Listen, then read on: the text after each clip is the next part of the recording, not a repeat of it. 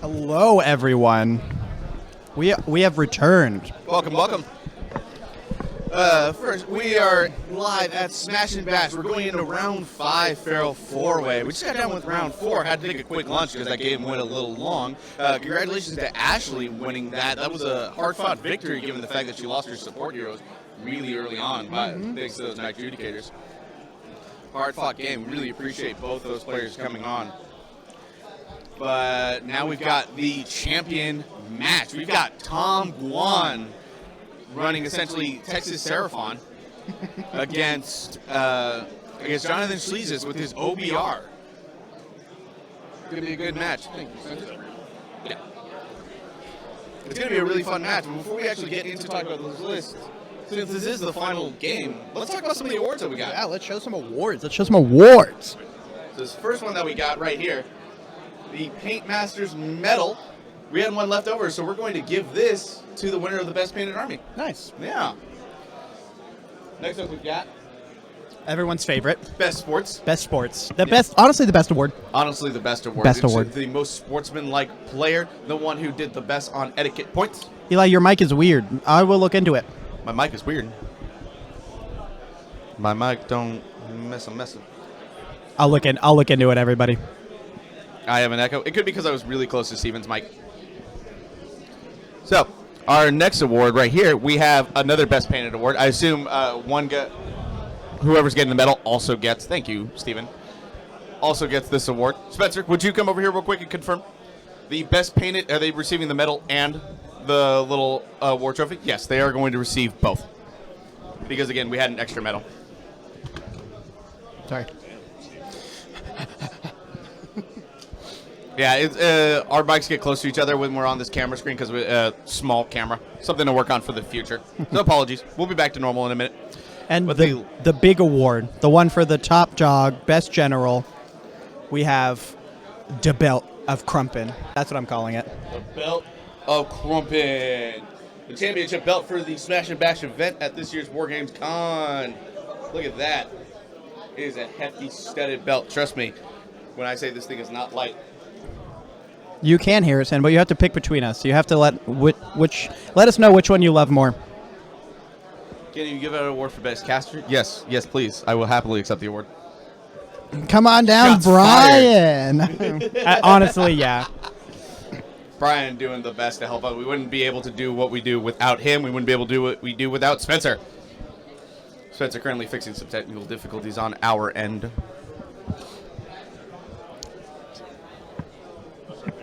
Spencer trying to fix the stutter, but looks like we're going to have to live with it. Oh, well. Hey, Spencer. Echo indeed.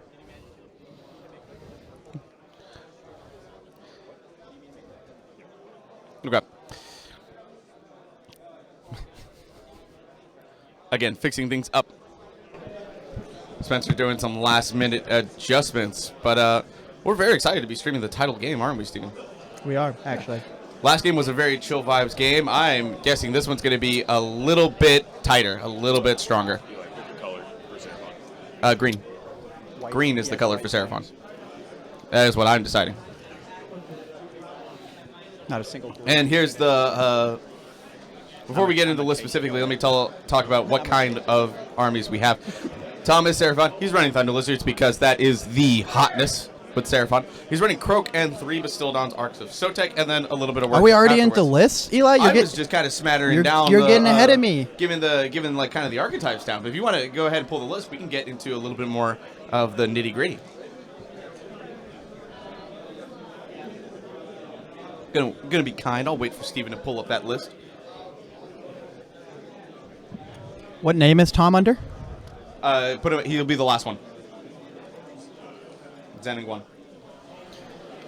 And we are up with the lists. We're up. Steven, could you kindly put that list up so I can see? You don't have the Seraphon list memorized, Eli? No, I am shocked. I'm appalled. I'm good, but I'm not that good. Okay. So here's the Coalesced Thunder Lizard Army. Like I said, he's got Beastmaster so that his monsters have to stay alive, or at least one, to get his grand strategy. The Triumph Inspired, because why would you take anything else? I kid. There are situations. His god is general being the engine of the gods with the works. Prime Warbeast get the extra attacks. Incandescent Rectrices, though, so that when it dies on a 4, it comes back. Takes no wounds. And Mount Trait Beastmaster, so once per game, he either gets run and charge or he gets extra attacks. And you get to choose that in your hero phase. And then he's got Curse. He's got Lord Croak. He put a spell on the list, but Croak knows all the spells because he is the ultimate Mummified Frog.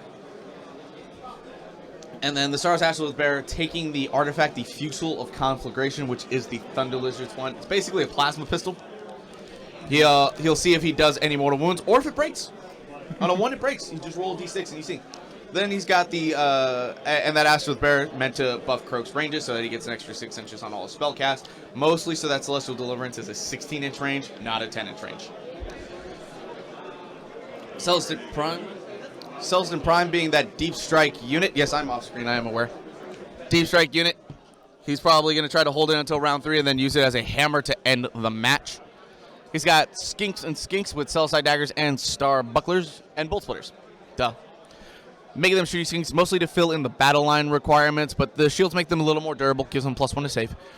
And then the real meat of the list is the 3 Bastildons with the Arcs of Sotek. They're going to run in, they're going to charge, they're going to do some mortal wounds, and he's going to have the Horrorghast sent forward to stop all those units that took mortal wounds from the Arc of Sotek from doing Battle Shock. He is going to murder through infantry and finish off with spells from far away. It's a really, really neat list that I really like.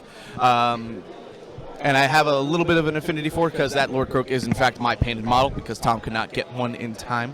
So he's borrowing mine. I don't know if it's just because it's Tom hands, but Croak has miscast run 4 times this weekend.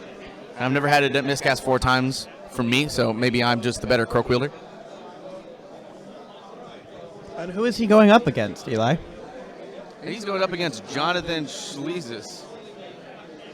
And his Ossiarch Bonereapers. Oh. Harrison, I see your message. That was good. I'm pretty sure you sent that to me before. It's still perfect. Anyway, Ossiarch Bonereapers, which noted is a prime hunter. So any priority targets he kills, which I don't believe Tom has any in his list because I don't think so. The Bastildons are specifically ones with solar engines that are priority targets.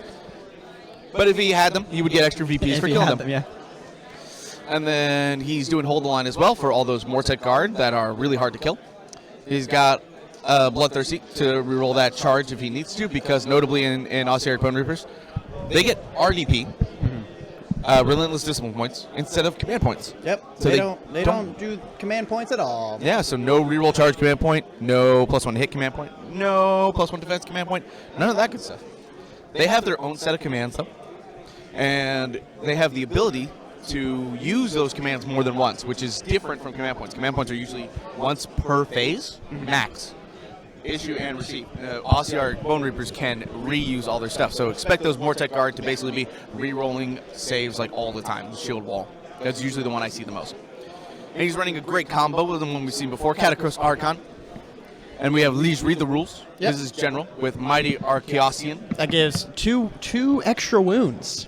Which puts him on, I believe, 9 wounds. I believe so, yeah. Not only it does that bump him up to 9 wounds, but his Godbone armor, he's just ignoring the first wound allocated in each phase. Oh, yeah. So he is a right. tanky boy. Those are both the Petrifex elite command command trait and artifact, so he does have to take those. They happen to be really good, on top of a really good rule. Yeah. The Petrifex now is worse than Ren by 1 after a couple of edits. And obviously he's got all the Mortek Guard because you're playing OBR. 40 Mortek Guard across 3 units. You're taking Mortek Guard. That 20 block is going to be the hardest to remove. Yep. And OBR just don't take Battle Shock. Nope. They don't do it. They don't take Battle Shock. Straight up, that's part of their elite Battle Shock rules. phase doesn't exist. Battle Shock phase legitimately doesn't exist for them. For them, They doesn't don't exist. Take it. Horrorghast kind of. I'll have to see how that interaction works because the Horrorghast is meant to force them to take Battle Shock. But if the Ossiarch Bonereapers just don't take Battle Shock, They don't take it. They don't take it at all. I don't think it matters. So Tom's strategy might be a little bit weaker in here. Yeah. So I'm not sure. Yeah, he's Catacross, Liege, bunch of Mortek Guard, and Krondys. Pretty elite. Krondys? Or Kronspine. Yep, your favorite model. My least favorite model in the game. I really want it to be a Krondys. That's 3 Kronspines we've seen now on Yep. the table? Yep. You're so happy about that, Steve. No, I'm not. I didn't get to pick any of the matchups. That's true. You did not. Yeah, so let's jump over to the table and actually see. Oh, yeah, we do have some setup going on. I'm going to run over and fix the dice tray real quick. I shall return. Please do. Otherwise, I will be casting alone for 3 hours. Ha!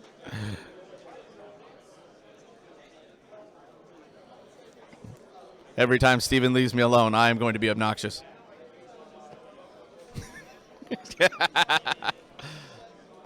He came back. If you can't tell. Crunchmine Duel, let's go. They okay, the very cool Horrorcast does not work on them. Yeah. Crunchmine not actually in Tom's list, so we will not be seeing a Crunchmine Duel, right? No, not in Tom's list, no. He's living off the strength of those Bastiladons that are going to be way harder to kill. I want to know who painted those Bastiladons, because I love the white on them. I believe I don't know if all 3 of them are, but I know the white ones I'm pretty sure are Justin Grimminger's. He borrowed them from this is why this is called the Texas Seraphon Army. Tom kind of just put this list together, but with like very little time to actually accumulate the models and or paint them. Yep. So that's why he's borrowing kind of a mishmash. I know the yellow skinks, I think like 60% of what's on the table is actually Grimminger's army. Yeah. What's the battle plan we're playing, Eli? We're playing Feral Foray. Feral Foray. So 6 objectives, 3 on each side. Starting in the second battle round, if you're within 1 inch of an objective you control that's in your opponent's territory, you get to burn it. Sounds good. The real strategy for these games is to make sure you can burn an objective on 3, 4, and 5 while controlling 3, 4, and 5. Yep. And if you're just joining us for the last game, which I don't blame you, it's going to be a great game. We do have some great players. Special terrain in our pack.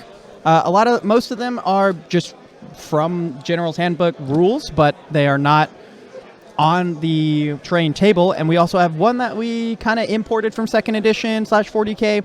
So we have Impassable, which you cannot pass. You can fly over it, but you cannot land on it. Yep. And that is going to be these 2 pieces right here.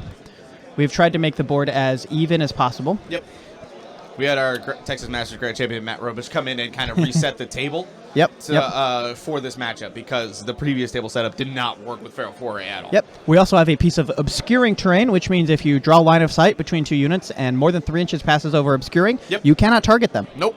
And the only piece of obscuring is down here, actually.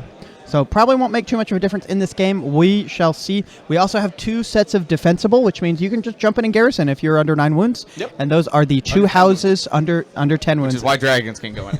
And those are the 2 houses in the center. Yes. We also do still have regular terrain rules. We have Deadly. We have Mystical. We have Arcane. We got Arcane in the middle. Sinister. Inspiring. And Damned. So we've got 1 of each. And then the piece off on the right is lonely and does not get a terrain feature. Yes, now notably, because this is Seraphon, there are some special extra terrain rules. Of course. The terrain, so notably, territories are half the board here.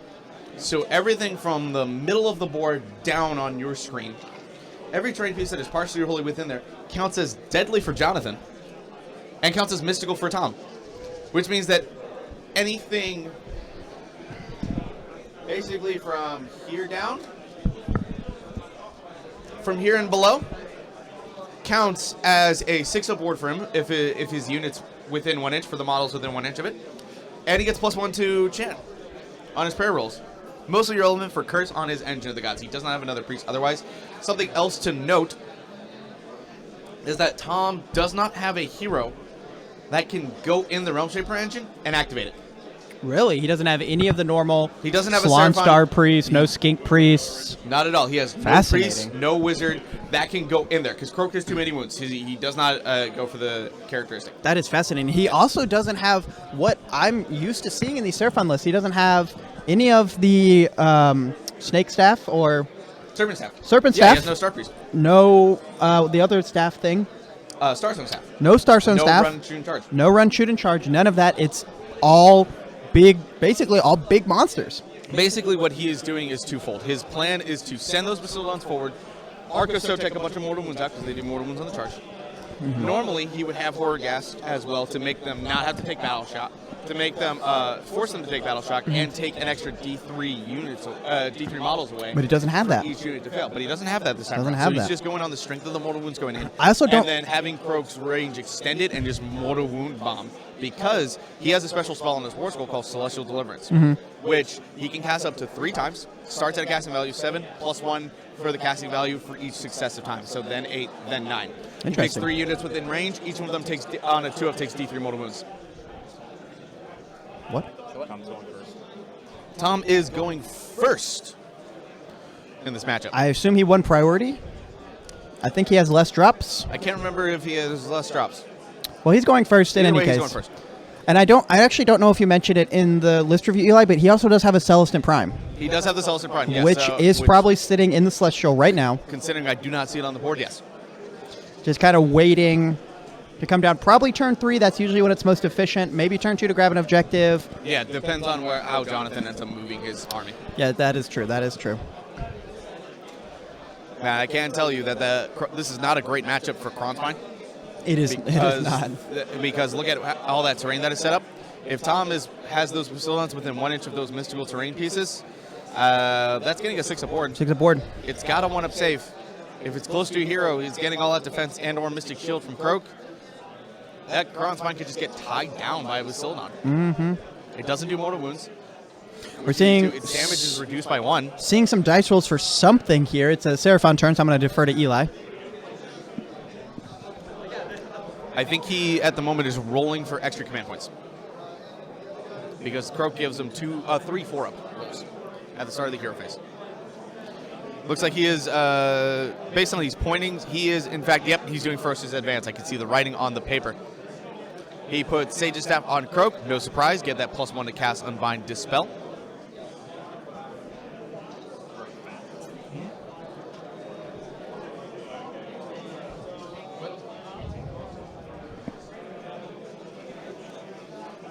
By the way, thank you for joining us. It looks like what Tom is going to do is run and charge, at least with the Engine of the Gods, maybe the Ashleth Banner Bearer, which it looks like that that banner did not make it on that model. I've been trying to find some glue all weekend for him, and no one seems to have any. I should have brought some. I wish for I him remembered. today. I saw it broken yesterday, but I forgot to bring it.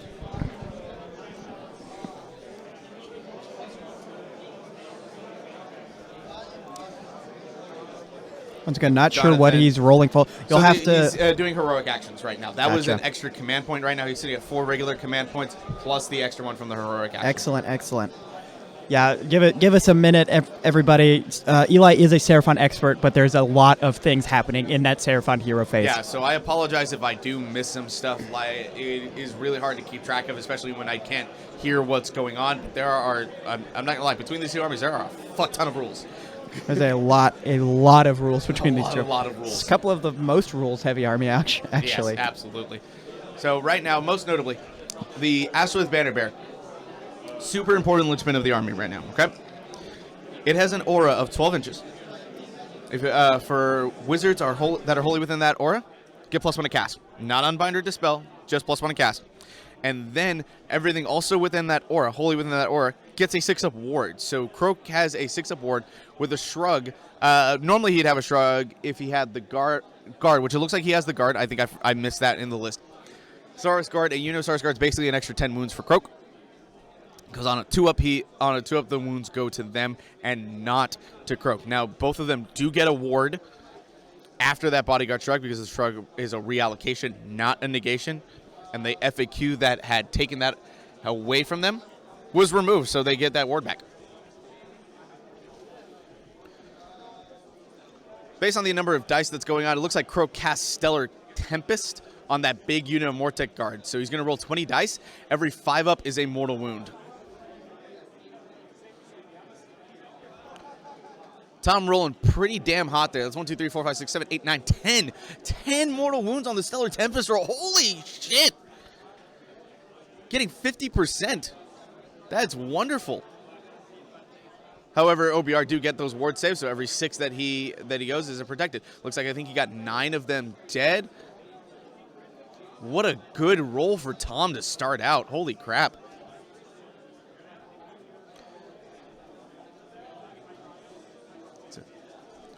Second cast, whatever it is +4 to cast. So that looks like an 8. Not right. Was it Jonathan trying to unbind it, whatever it was? That looks... I don't know what spell that is, but that is a 7 on the dice. And Tom rolled a 7 because he gets +4 to cast. Looks like they're going for a different spell. That is a 14 to cast, whatever it is.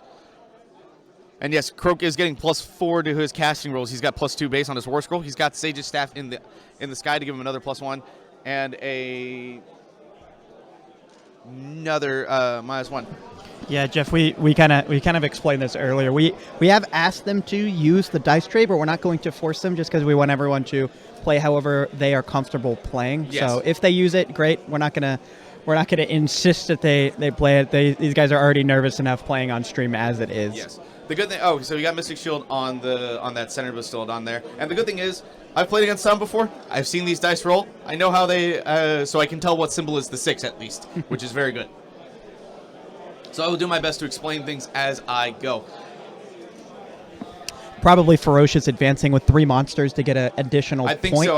I saw with his hand gestures, he at least picked the Engine of the Gods. I think he picked both Bastildons as well. So as long as they move within 3 inches, he's going to get that extra VP. So we're looking at the Engine of the Gods and these 2 Bastillodons? No. That's Croak, I believe. Oh, that is Croak. You are right. These, looking at this one, and this one. Yes. Potentially. I believe that is the case. We'll know for sure once he does movement and actually make sure things are together. It is true. It's going to take him a minute to get through his hero phase. He is playing Seraphon. Yep. Well, most of his casting is just Croak. It's 4 spells, so it's not as long as it could be because again, he doesn't have a priest. He doesn't have a star priest. This looks like it's going to be Croak's last spell.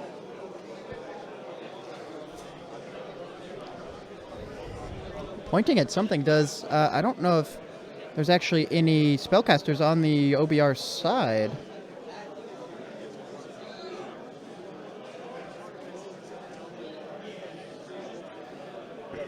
Looks like there's the run on the Oh, I totally forgot. The OBR has Mortarch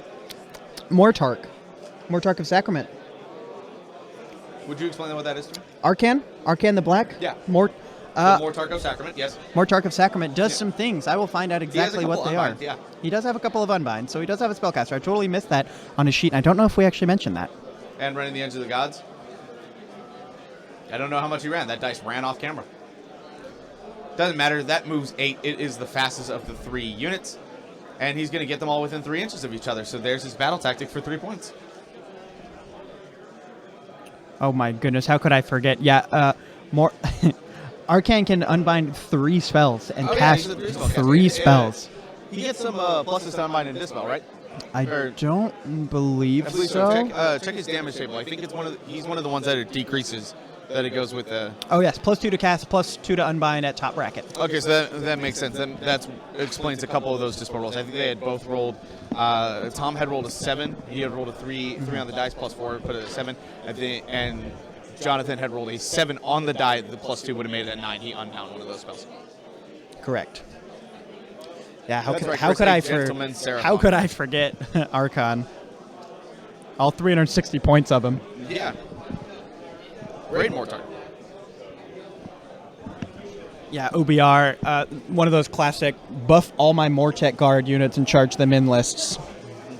Or even don't. They're going to have to come to him. That is true. I think Jonathan is going to want to at least move up the mid board. The last thing he wants is for Tom to be able to get onto those objectives and then burn them and keep them away from him. Yep. Notably as well, none of the objectives here are prime objectives. Nope. So one of them will probably be going away in the 3rd battle round. Yep.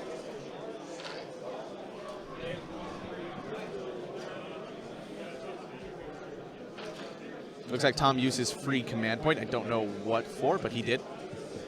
And Eli, can you explain the scoring in this battle plan? So there is hold 1, hold 2, hold more. Otherwise, when starting from the 2nd battle round, when you control an objective on the opponent's territory, and you have a unit within 1 inch of it, then you can burn it for an additional VP after the regular VP is scored.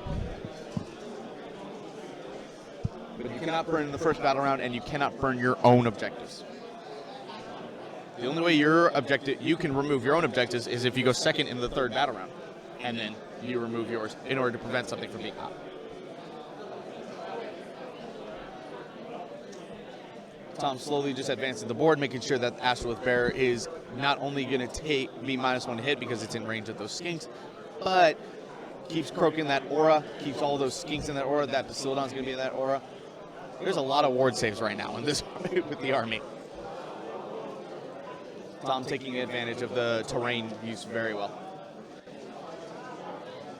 Looks like he's measuring down. Maybe he's trying to bring that prime early? Maybe? Looks like he's bringing it down on that left side there. On turn 1. On turn 1. Interesting. Means he's only going to be getting 3 attacks. And while the 3 attacks do 3 damage each, I believe, that's still only 3 out of a potential 7 he could if he brought it down on the usual turn 3. I know, right? Tom feels like he needs to apply pressure early. It is still a body with a guaranteed 12-inch charge. Yeah, exactly. Which is why I think maybe Tom wants to kind of put pressure early. I don't know what the thought process is on that.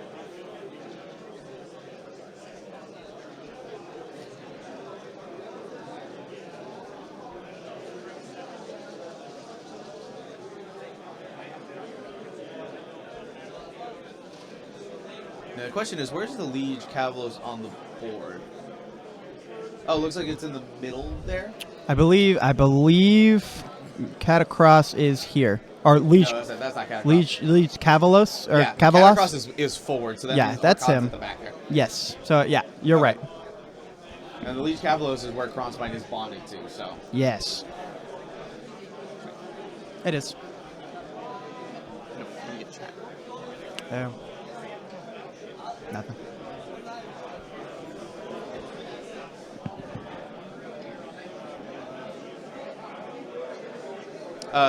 Tom is now moving into shooting phase, which means he's rolling his Engine of the Gods. Now, if that Engine of the Gods, presumably he's got 3 dice in his hand, which means he can roll, let's see, 4, 6, 7, 8, 9, 10. So he's choosing 1 unit. He got the Bolt as your Bolt. So let me explain the Engine of the Gods real quick. So it's a 2d6 dice roll at the start of your shooting phase, unless you're within 12 inches of an engine. Was it Bolt? Was it Bolt? Yeah, okay. So the Cosmic Engine roll, you get 3d6 on that roll if you're within 12 inches of a slant. If you make a certain roll, you get an ability to happen. 0 to 4, nothing. Or, no, I'm sorry, not nothing, but you take D3 mortal wounds. Or 0 to 3, 5, 0 to 4. 5 to 6, 5 to 6 you heal. Or 5 to 7, 5. I can't even remember my own table. 5 to 8, because 9 through 12 is the Bolt. 13 through 17 is summon, and triple 6. Okay, I got it right in my head. 0 through 4, take D3 mortal wounds. 5 through 8, everything within 24 inches, Seraphon heals D3. 9 through 12, pick a one unit visible within 24 inches, or every enemy unit within 12 inches. On a 2-up, they take D3 mortal wounds. You roll for each unit. 13 through 17, you summon 10 Saurus Warriors. Wholly within 12, 9 away from enemy units. And then 18, the triple 6.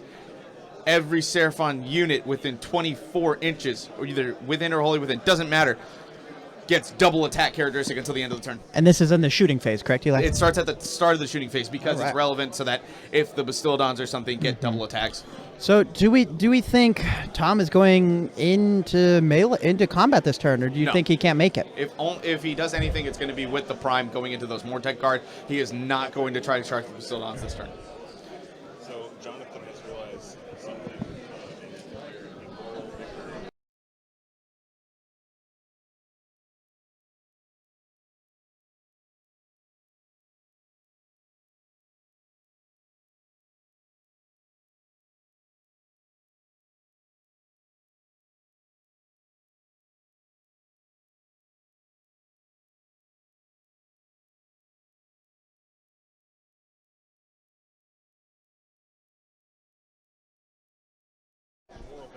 Notably, in Tom's list, he's not running any solar engines, so he does not really care if he runs. Because he's not going to be losing output, because he's not going to be losing the shooting. Because those Arc of Sotex get to do their thing even if you run, correct?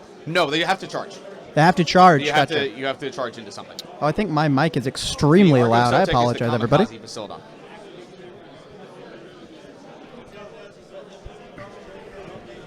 So, so that's why, like, Ferocious advance, turn 1, go 2. He's going to let Jonathan come up on turn 2, hopefully win the priority, and then charge in with everything.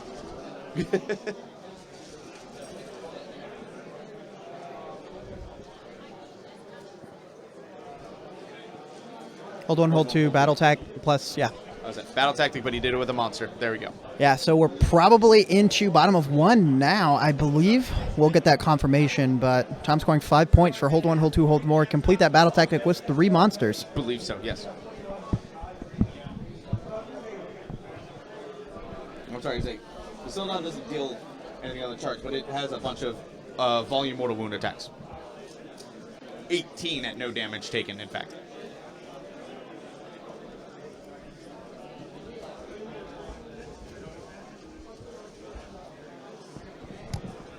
Yeah, we are in bottom of turn 2 because Jonathan looks like he's doing bottom of 1. I apologize. Sorry, thank you, Steven, for correcting Yeah, it's going to be interesting to see what Jonathan does here, actually. I haven't seen a lot of OBR play, but I do know they have a veritable mountain of different command abilities. They're all over every single war scroll. They heal a bunch because you have both Mortex on the field. So you're healing like 7 units. That's in fact what he's doing right now. He's doing his Deathly Invocation rolls. You can see those Mortec are coming back. Yep. Basically, what I would like to call for Matt, it's free movement. Yeah.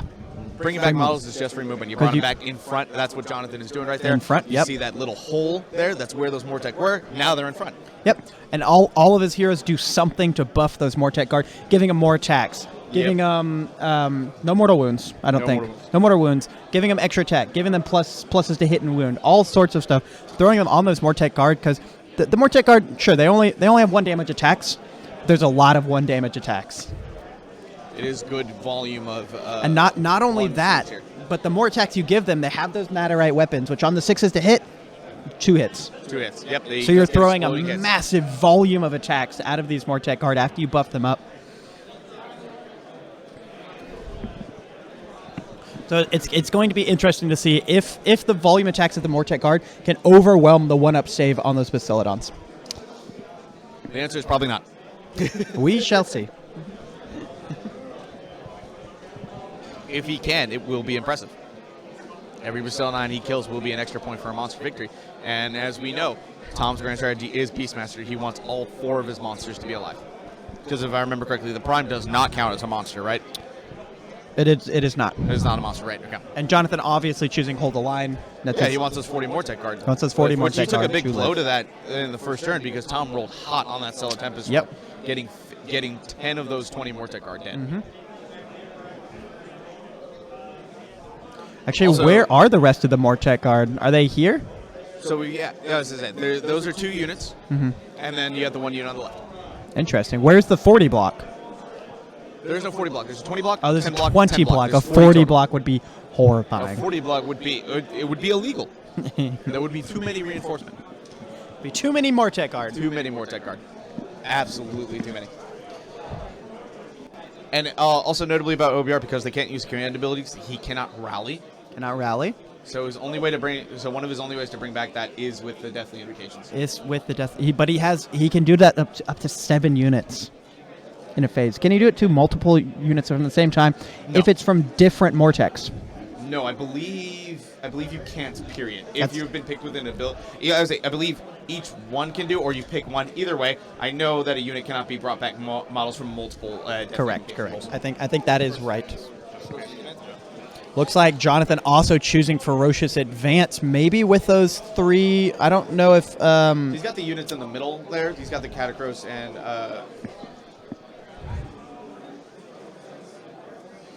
Either way, he's got a lot of run. He does. I don't know if he has enough monsters. I think he only has 2 monsters, because Catacross and Cavalos are not monsters, I believe. No, but the least Cavalos, I believe, is a wizard.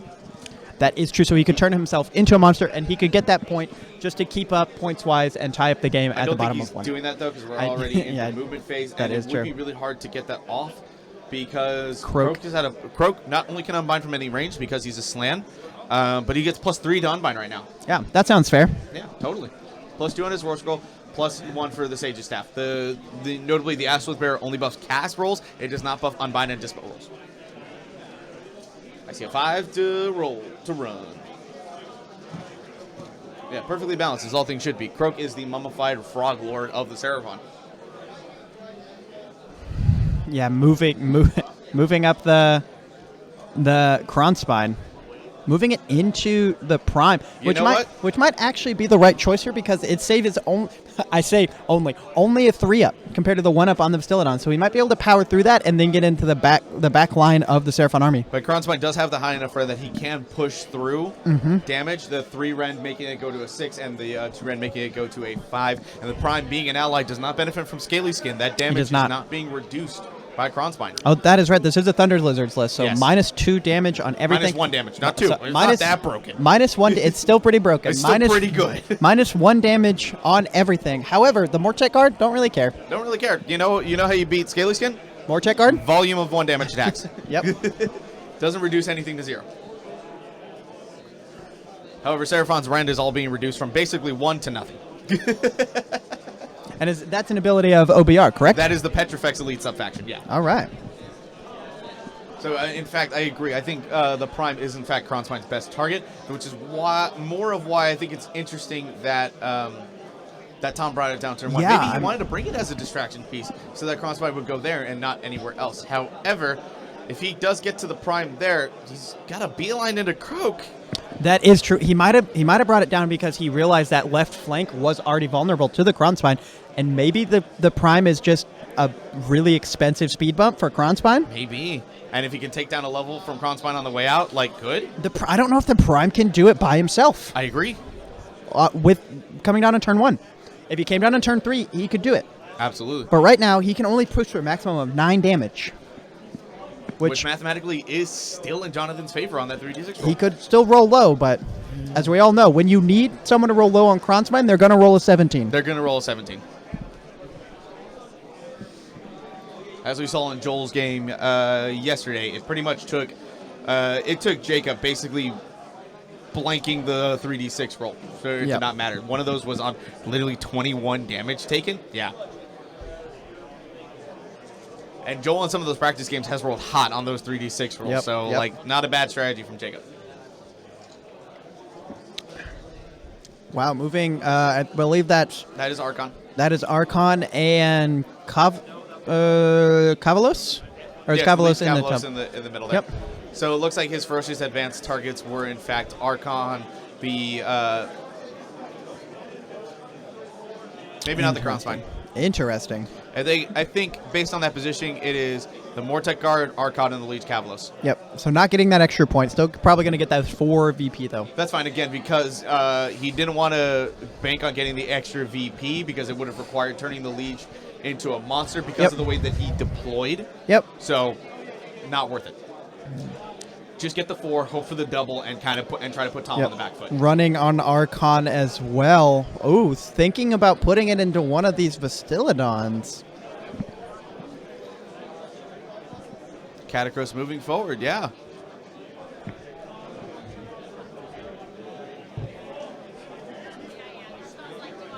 Archon, no slouch in melee combat. No. Also, notably, I don't think Jonathan cares to hold anything back because the deep strike threat is on the table. It's gone, yeah. So all he has to do is hold the center of the board. Exactly. If Tom wanted Jonathan to stay back, he could have kept a Prime in the air. Jonathan would have been forced to kind of hold back onto those objectives and just, prevent the Prime from taking an objective. Because this is a coalesce list. There's no teleport. There's no teleport spell in the lore. This is the board now.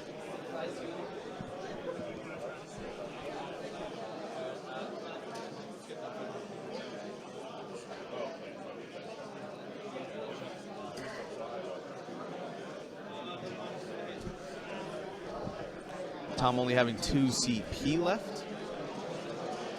It is Seraphon roll up. Ooh, careful, boys. Don't shake the tables too much. Looks like those Mortec Guard got into the Bastiladon. Yep.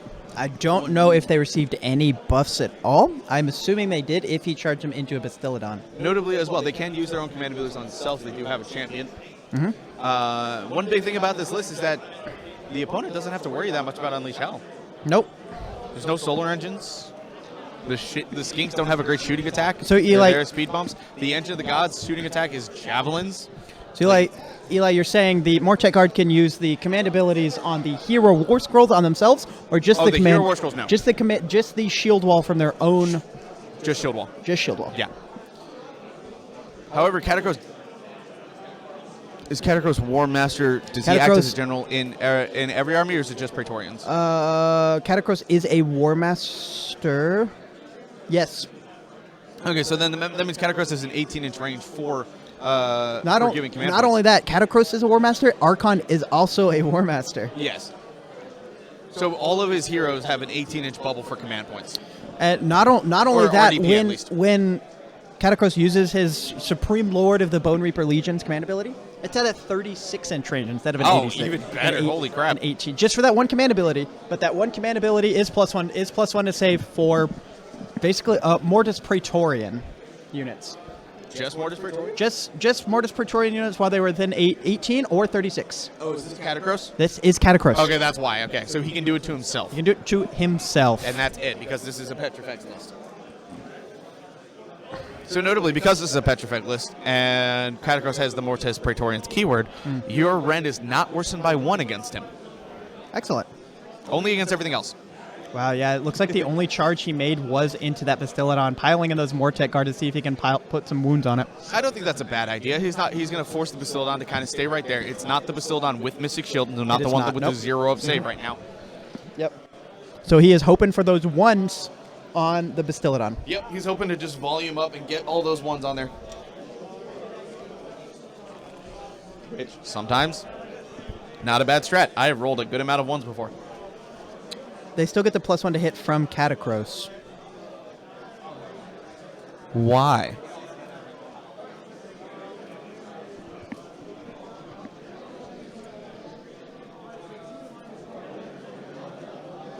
Oh, they still get the +1 to hit because the +1 to hit is just Bonereapers. It's only the save that applies to Praetorians. Which ability is that going to be? It's the same command ability you were looking at. Oh yeah, the first part of two it. parts Yeah, I to it. apologize. I didn't realize I apologize. Yeah, they had 1 to hit rolls. It's 1 to save. It's for Mortis Praetorian. 1 hit rolls for Bonereapers, and that is in a 36-inch aura. We appreciate that that correction there. Thank you. Again, neither of us play OBR, so a lot of what we're doing is on the fly reading for both. Yeah, OBR is somewhat light in our meta as well. That's so true. It's actually a rare treat for us to see them on the table at all. It's very cool that we've had two people who are doing pretty well.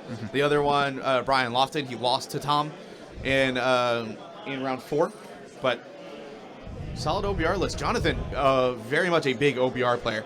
He's been playing them for pretty much since the book came out. He took OBR to Lone Star in February, and he went 5-0. He was one of the 3 5-0 lists. Wow. I think he got 3rd place. Specifically. Rolling some attacks for those Mortek Guard. Looks like he did get a couple extra hits, but not as many as he probably would have liked. And based on the fact that Tom's big die is a 1, I presume that he all-out defense on that. There's no reason he would. Yeah, exactly. And so it's the bottom of the round. I don't think he would have all-out defense because they're only at a -1 rend. He's at a 1-up. Going to a 2-up just makes it still basically a 1-up. Oh, fair. Yeah, no need. Making the 1 save, as Bastillodons are wont to do. Not exactly what Jonathan wanted. They don't exactly give up damage. Bumping our dice tray, bumping it back, not How dare they correctly, bump our dice tray. not really right, but hey, So rude. we didn't block it out. That's on us. Tom trying to be careful, putting his hand over the objective so that when he moves his Bastillodon, he doesn't move the objective. I actually appreciate that a lot. Yeah, I appreciate that a lot. Solid play. Mm-hmm. That is a lot of movement there on that pylon, though. Bit more of a swivel than... Opponent seems to be okay with it, so we're not going to say anything. So we're not going to say anything. If opponent's fine, then he's fine. Rolling those stomp attacks for the Bastillodon. The Archosotek only goes off on a charge, or do you get it in the melee phase as well? So it's just a melee attack. I was mistaken. It's not on the charge. It's just a melee attack where you get X amount of attacks based on how many wounds you hit. At the start, at the top bracket, it's 18. And every 6 is a mortal wound. Wow, that's quite a few. Yes, but I believe it goes down by 6 every bracket. Every 5 is a mortal wound. Wow, hitting a lot of 5s there. Exactly. A lot of 5s, that's not 6s. Or did you say a lot of 6s is a mortal wound? 6s are mortal wounds. Gotcha. Yeah, we're not sentinels here. But 6s are mortal wounds and the attack sequence ends. Gotcha.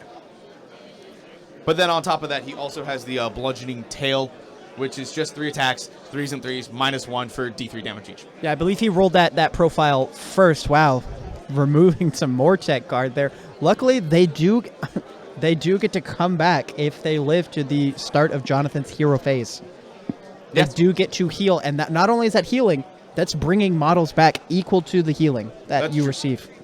That's true, and Deathly Invocations does not care about whether you being in combat or not. OBR arguably better at bringing back models than basically any other army in the game. Except Soulblight.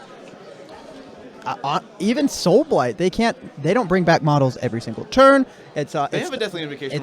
It's not guaranteed. No, they have Deathly Invocations too. Interesting. Remember, in the last game we saw, the heroes were sniped out before they could relevantly do that. Do they heal D3 every turn though? It's still pick unit and they heal up to and bring back. Fascinating. I had no idea. Today I learned.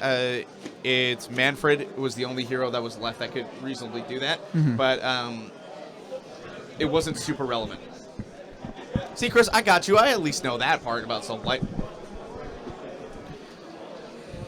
Not getting the ponytail cam from Jonathan. Jonathan denying us ponytail cam by not having long hair. A problem. And we are going into top of 2. Not sure exactly who has the turn. We don't know who has the turn. We'll find out by who's rolling dice. That is a good point. If Tom starts rolling a bunch of dice, that means that it's the Seraphon top of turn. A lot of hand waving. Good players do a lot of hand waving, a lot of hand motioning. Always communicating a clear board state.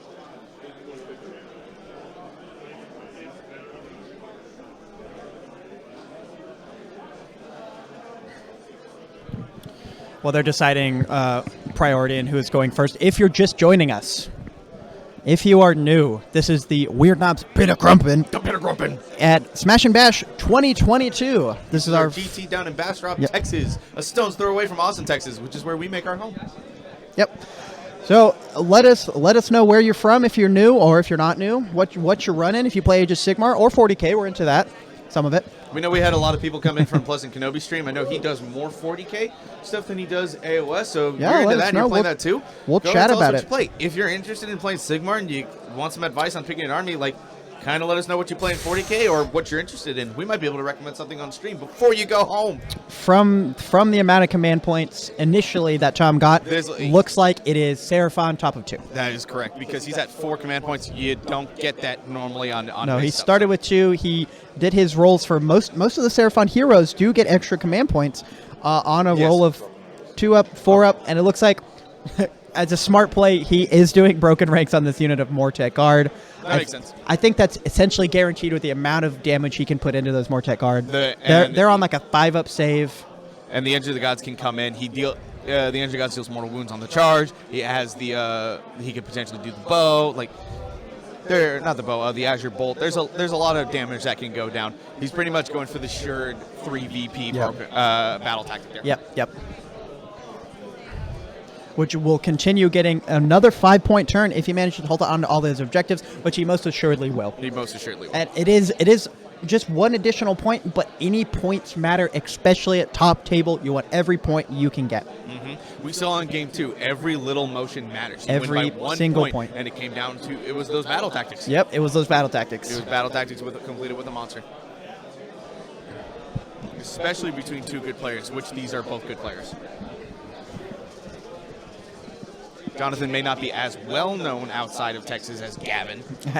But he's still a good he's a good player who knows how to pilot his army. He knows his rules. He knows his positioning. He knows where to put buffs, what to do with his command points, all the good stuff. He's a good player. That's why he's at top table. Yep. Tom is a great player, great jack of all trades, but I said this on the List Review stream, and I'll say it again. Never underestimate a Texas player who knows their army. There's just something about playing here in this state where just we basically, it's iron sharpens iron. Everyone like gets pretty good at their army. Yeah, going through the Seraphon hero phase, doing all the normal Seraphon things. Eli can probably rattle off a whole big list. I probably can. It's mostly spell casting at the moment.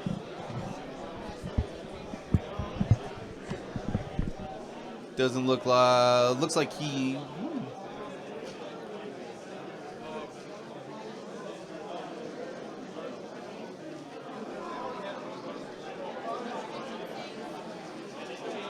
I don't know. If he was doing Celestial Deliverance, he needs visibility, and I think that's still too far away. Oh, I know what he was. He probably tried to cast Comet's Call, because the Lord Croak knows Comet's Call. I talked about Celestial Deliverance, but the most important spell is Comet's Call. Comet's Call. Which Steven, is, do you know Comet's Call? It does damage. It does a lot of damage. Does a lot of damage. That's all I know. The most important thing about that spell, board wide. Yep. It casts on a 7. And it targets D3 units to take D3 mortal wounds each. Unless you cast on a 10-up, which is D6 units. What is going on with Catacross? Are we already into bottom of 2? Surely not. I'm going to go find out. Or let me call Brian.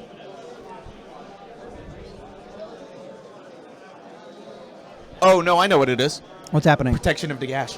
Protection of Nagash. Protection of Nagash is a spell that Archon knows, where when he takes the next damage that he takes, he teleports. Fascinating. And so he just dealt mortal wounds with Comet's Call. Catacross just moved, or not Catacross, Archon just moved further back. Oh, is that a It's Bone in the Reaper? spell lore. Okay, that is a Bone Reaper spell lore. And Understood. Archon knows all the spells from the spell lore. Yeah, sorry, we were confused for a second there. Don't worry, we figured it out. Don't normally see movement in your opponent's hero phase. Yeah. Looks like Tom moving on to movement. He probably doesn't have enough spells that he really cares to cast. Looks like he kept that Mystic Shield on the Sildon. And then maybe didn't cast any more spells since apparently my Croak is bad luck for him. He was miscast with it 4 times this tournament. He's had one game where he didn't get a miscast. He's still at top table. Shows the strength of not only Tom as a player, but how well his list is built and to how handle good the Croak miscast. And how good Croak is. Yeah. He doesn't care about a miscast. It depends on how you build your list. I built my list as a Fangs list where he was the bulk of my heavy damage. So every miscast I had with Croak hurt a lot more. He's got those 3 Bastillodons going with the Argosotek. I would have 2 Bastillodons with solar engines, but you know, sometimes the damage just isn't enough. Sometimes you're not in range. While my list could handle Croak miscasting, it doesn't handle it as well as Tom's list does.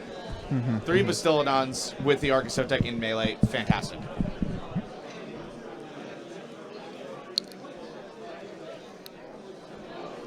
Also, I was running that list in Fangs of Sotek, so I didn't have the defensive capabilities that that Thunder Lizards gives me. So that also wasn't a thing.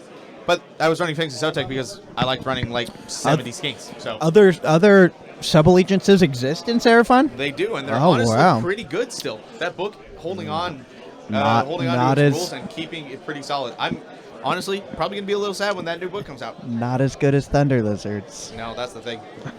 Thunder Lizards in 2nd edition was a meme, but in 3rd edition, especially with the GHB with a monster emphasis, got a massive bump. The addition of Monstrous Rampages was huge. The White Dwarf update helped a lot for Coalesced. Thunder Lizard's just the good thing to play right now.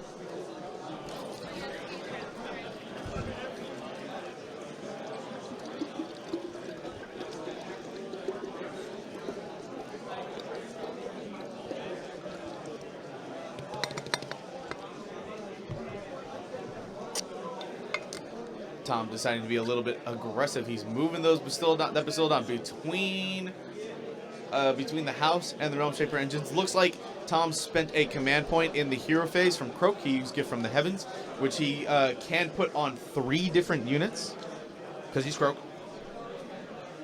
No, D3 units to get fly and -1 to or +1 to saving and shooting. More importantly, it's the fly because that Bastillodon is going between those 2 terrain pieces.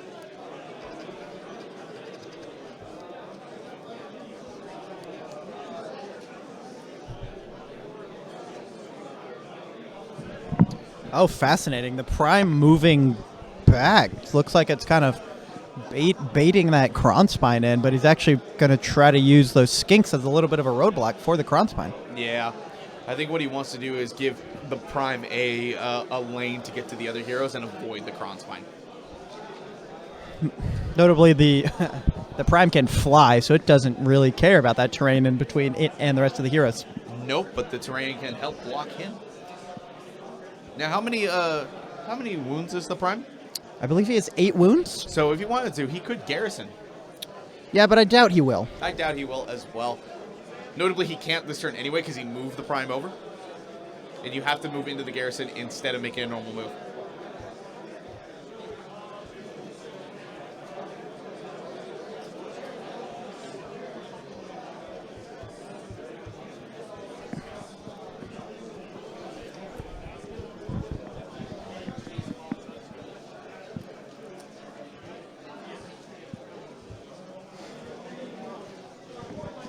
Tom just shuffling a few things around. Yeah, pretty trying much. to Tom get playing into it a little bit safe. Into that advantageous position. Maybe make a couple of those charges, or just use those Bastiladons to kind of plug up those holes in the terrain. Notably, Tom rolled the Cosmic Engine roll. While I missed the roll, I can tell you what range he rolled between that 13 and 17 because he's dropping those warriors down. Dropping those 10 Saurus Warriors, just getting free bodies is amazing. It's pretty good. Free bodies that can reroll a charge just natively on their war scroll. Yep. Yeah, kind of using those Bastiladons to form a little wall. Terrain set up a little stranger, but he honestly made it better for himself by putting his faction terrain right there in between those two buildings, so he can just use the Bastiladon to plug those holes and keep the Mortek Guard fighting into the one-up save Bastiladon. Yep, and that's kind of what Tom uses the Realm Shaper engine for here. He doesn't use it to do the mortal wound bombs. He uses it as a speed bump. As impassable terrain. Yeah. Yeah, exactly. Not only is it impassable terrain, but no, it may not. It is impassable. Yeah, it is. Yeah, because it's a defensible terrain. It's impassable. So those Bastiladons are flat in between, but he not only is it just like lane blocking terrain, which in Feral Foray, fantastic. Like you said, look, he made those wall with those Bastiladons. Jonathan essentially having no direct link to those objectives. Mm-hmm. Fantastic use, but also because of the Primeval Domain rules.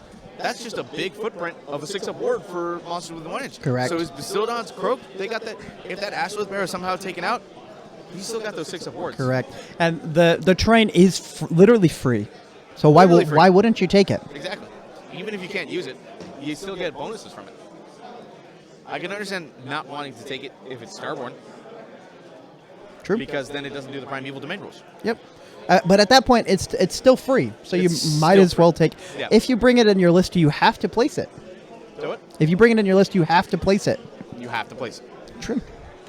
Yeah, but forming that wall might just sit on his objectives and try to go for those battle tactics with monsters that give him the extra point. Yep. And just Trading try to the primary VP until he clears up enough of Jonathan's army. Yep, to try to march across the board.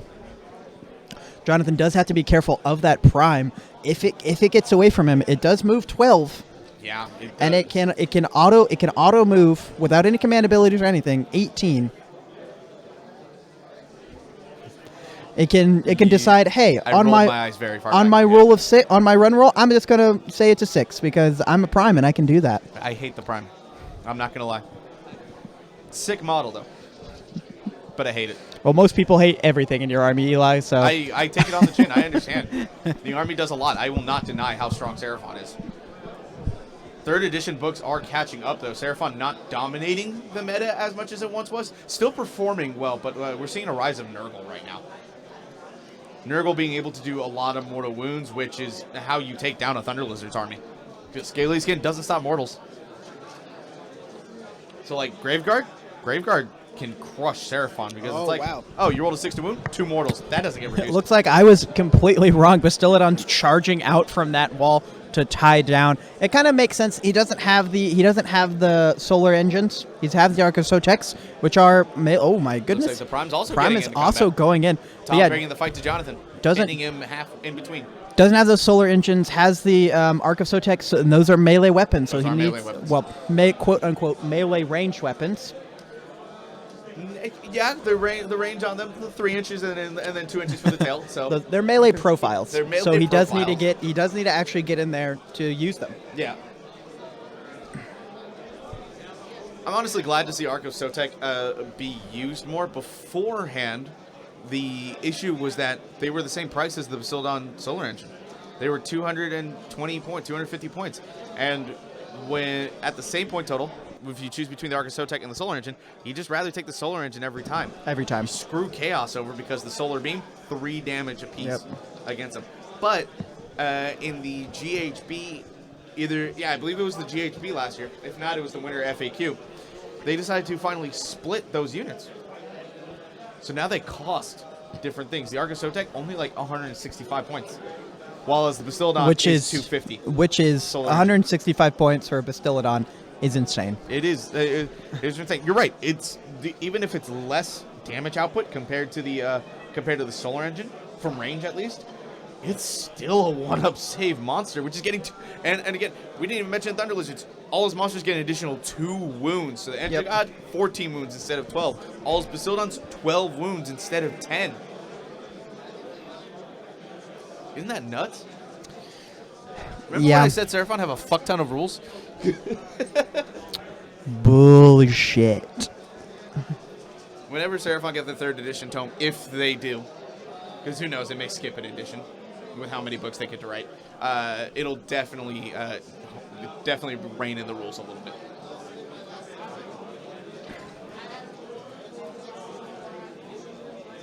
Now, notably, I don't know if I just missed it, but I don't think Tom uses Fusel. Oh wait, no. It's He's on not the like me. It's on the Asphodel Bear, so he doesn't have an enemy unit within 12 inches to Correct. use it. Yeah, so I think piling in and attacking with that Bastiladon first. Looks like he's giving it +1 to hit with all-out attack. Didn't even need it. Rolled all 6s. And then failed all the Wow. failed the Yeah. tail swing. Typical. I can't say. I can't say I haven't had the same experience multiple times. Even the melee Basildons, the tail just doesn't swing.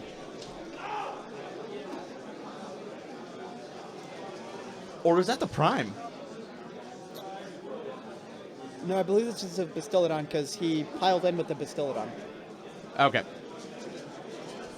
So I missed the pile-in move then. Yep.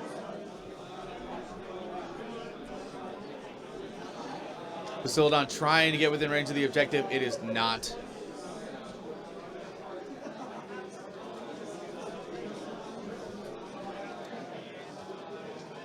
The thing is, the reason I didn't think it was a Bastiladon is because he didn't roll the Arc of Sotek. It should be 18 dice. Maybe it is. I'm not 100% sure. But I'm pretty sure he piled in that Because the prime Bastiladon. only has 3 attacks, right?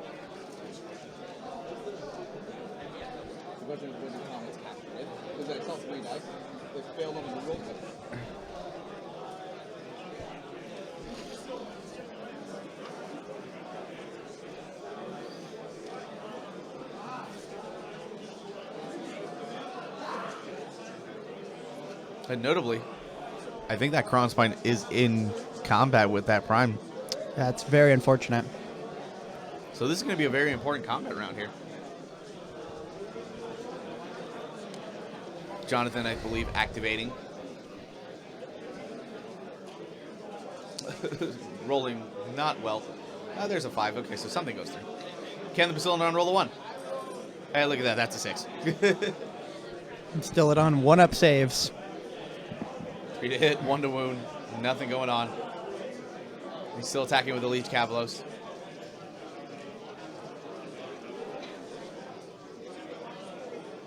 Looks like they all hit, and 2 wounds? 2 wounds. Dice Tray not being Jonathan's friend right now. But hey, Bastiladon rolled a 1. That's some damage. That is a damage. I think A damage specifically.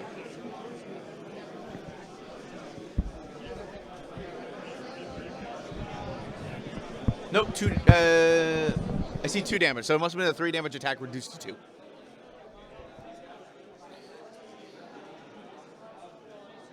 Congratulations, Jonathan. You just knocked down the extra wounds. Now Bastiladon back on its technical wound characteristic.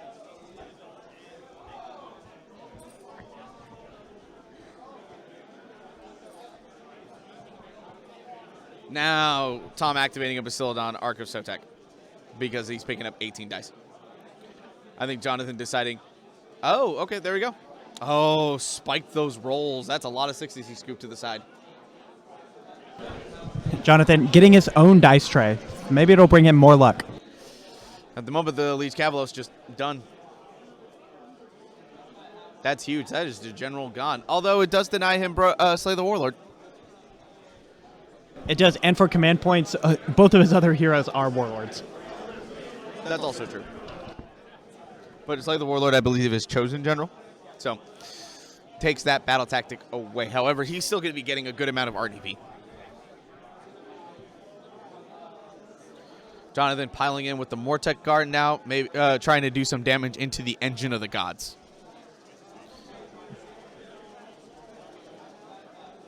Well, hello, Spencer. How are you doing?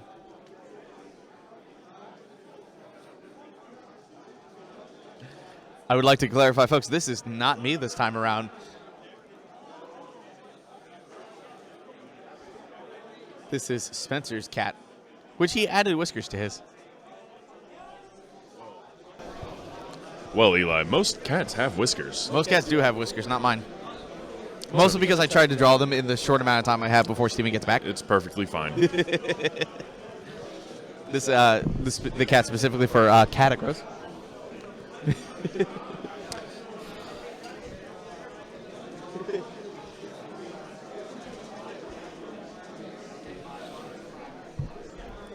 Like, I don't... Based on the fact that Tom did not put a die down on the Engine of the Gods, I don't think those Mortek were managed to get any damage through. Makes sense that Stegadon Scale Crest would have been down to get a +1 to save against the Mortek Guard.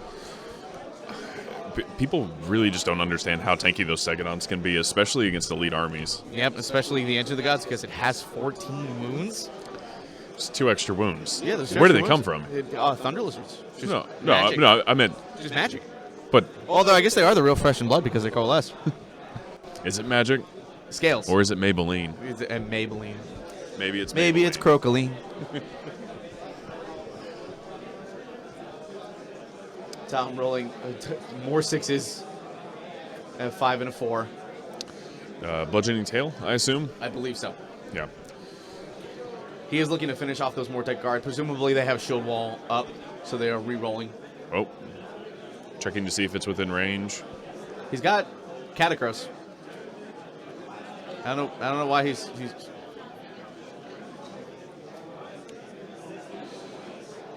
Nope, he's just taking them up. 40K players, you have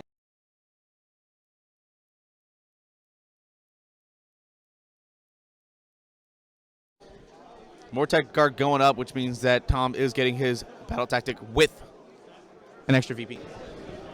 Hey, every VP counts. Every VP counts. We mentioned that before. When you're at a top table, every little VP counts. Tom getting the extra VP to separate because he did Ferocious Advance with the monsters. He's getting the Broken Rings done with a monster this time around. It's just a good amount of stuff.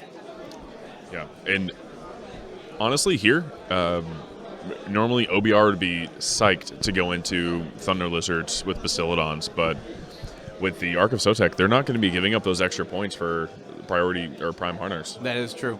And yes, Keelita, which, by the way, thank you for joining and first time chatting. The Liege Dead does make Kronspine wild.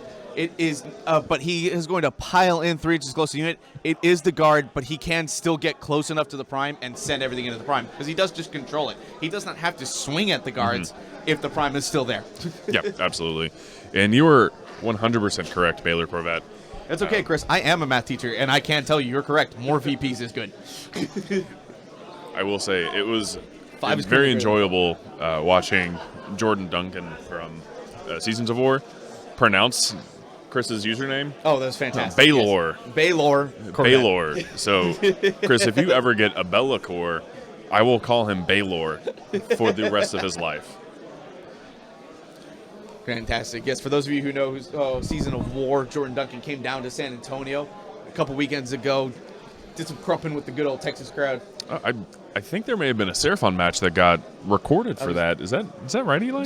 Just a little bit. I became friends with Jordan because he was my first round matchup. It was a close game too. He did not have an Killing King his Deepkin list. Doesn't matter. Deepkin still hit like a truck. Do well. Chris managed to face him in round 5 in a intense nail biter that ended up taking the territory for Houston away from Austin. Yeah, flying knives. Maybe not as good as a targeted immersion blender, but flying knives good. Flying knives good. But yeah, so I got recorded for game 4 of that matchup. I was playing against Marcus Miller from Dallas. So we had a Virgos Dynasty Soulblight matchup against Seraphon Thunder Lizards. So for anyone who might be interested in Battleboard Season of War, we'll have that up hopefully in the next couple of weeks. So shout out to them. Shout out to Jordan and Carl for coming down to Texas. Do we have a Kronspine attacking into his own army? The Kronspine is wild. Looks like that's what he's doing. He didn't. I guess he just didn't pile in further into the prime. He might be trying to swing into the prime, if he's got the range to. True. But you had to pile into the closest unit, which is his own Mortec guard. He probably could have piled in closer to the prime if he so chose, and I'm guessing that he did in fact attack the prime because, well, you can see that some dice are being rolled on Tom's side. And, well, if Jonathan was attacking his own Mortec guard, Tom would be rolling 0 dice. That is true. I don't know about you, but Tom does not control Mortec guard. I know the rules don't state you have to attack the closest thing, but it should. And if you don't play it like that, you're a munchkin.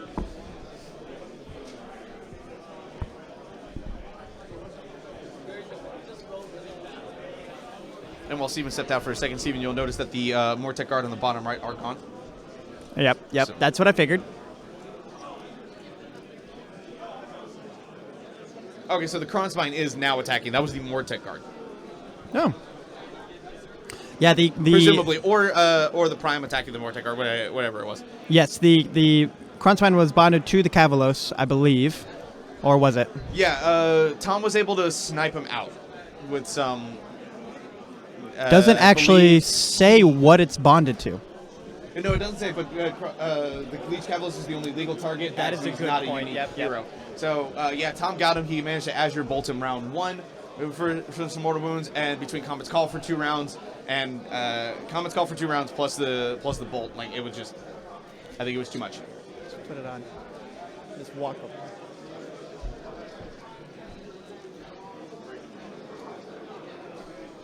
And here we go. Damage. Do damage.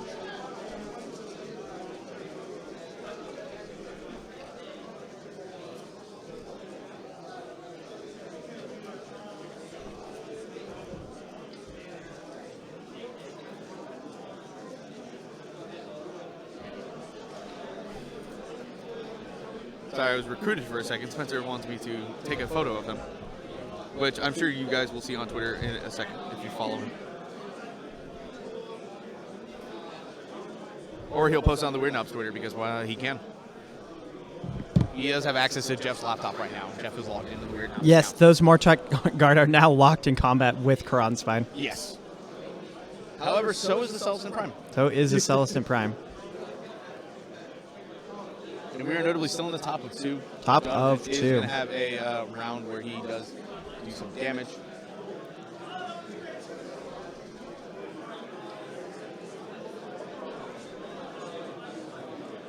More hand waving from Tom. Some hand pointing from Jonathan. Rip indeed.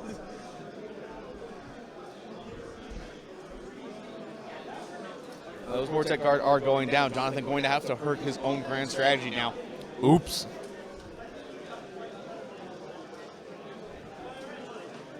Maybe he should have charged with it round 1.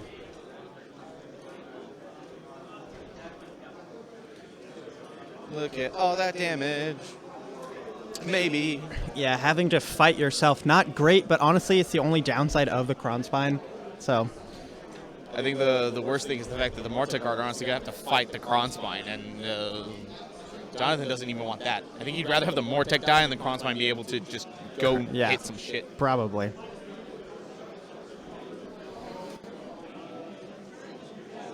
Although at this point, I can't tell if Kronspine if he's rolling saves for himself or what.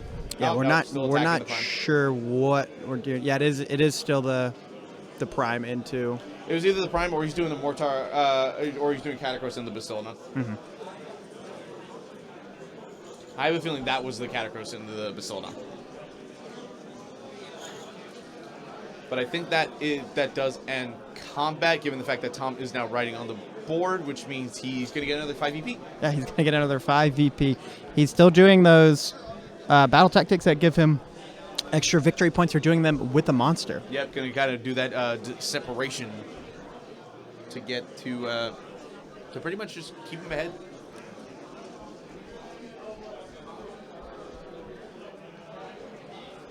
Because Tom does not have any of the back objectives at the moment. Going into bottom of 2, Oh, absolutely. Ryan. OBR turn 2. Losing another unit, valuable turns that Jonathan can't really afford. Yep. Jonathan needed all his pieces to last alive to pretty much last as long as possible. He needs to be able to get into those things. Mm-hmm. He's not going to be able to as well. Yeah, doesn't really have a lot left on the board. Tom, not sure what he's doing with those skinks.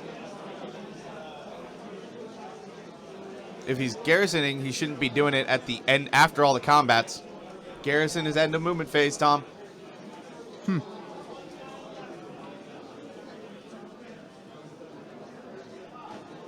You know, Chris, I don't see how OBR can pull this off either. He's got a lot pinned right now. We'll find out. We will find out. I have a feeling the Skinks garrisoning the Realm Shaper engine was something Tom forgot to do in the movement phase, and Jonathan's just letting him do that because it doesn't harm, it doesn't change the battle state at all. Correct. But the reason he wants to do that is to kind of force an extra 3-inch bumper in front of the Realm Shaper engine for the Catacross that he can't move towards.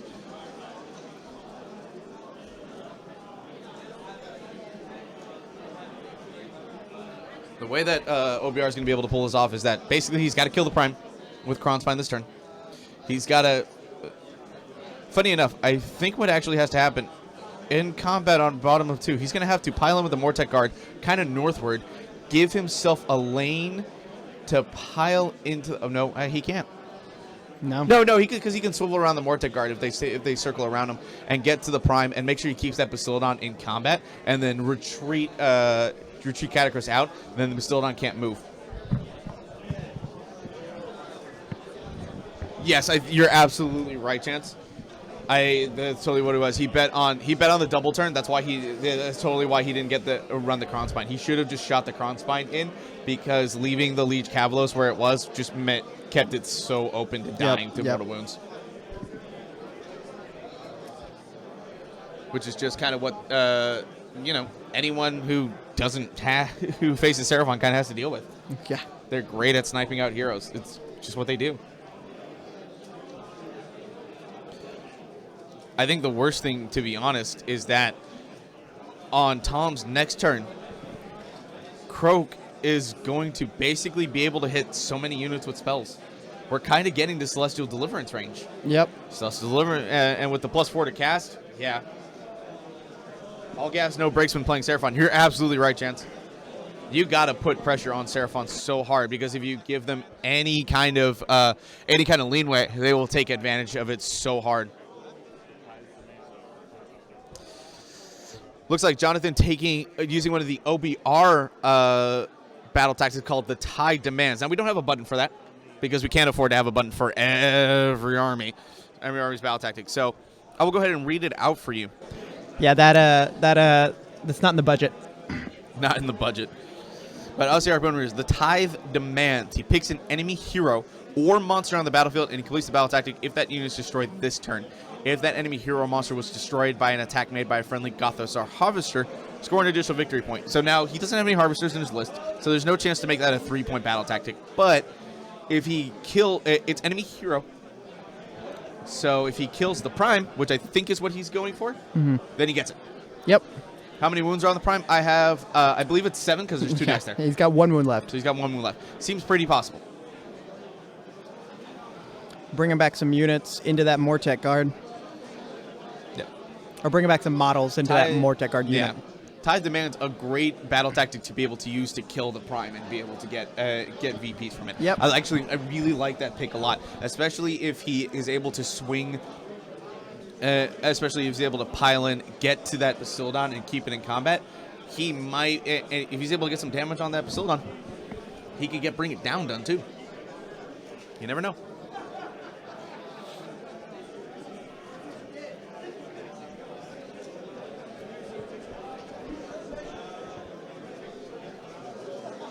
Yeah, absolutely, Chris. That's a great point. If he had gotten the double, he might have been able to burn the right objective there because the Bastiladon. Well, he would have had the Bastiladon on it worth 5. Maybe he would have gotten some more models on there.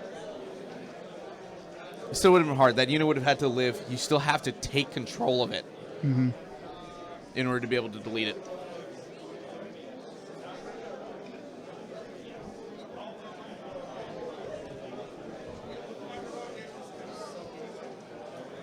Actually, do you have to control it?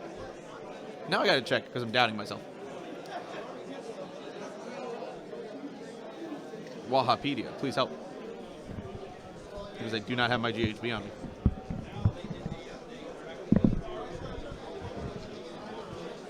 Yep, objective that you control, wholly within your opponent's territory. Yep. So he would have had a chance if he'd gotten the double. But it would have been hard. You would have had to make sure you had 6 models on that objective. Yeah, it would have been. He would have had to pile in, make sure you had all the models. It would have been a long shot, but it would have been a chance, right? Mm-hmm.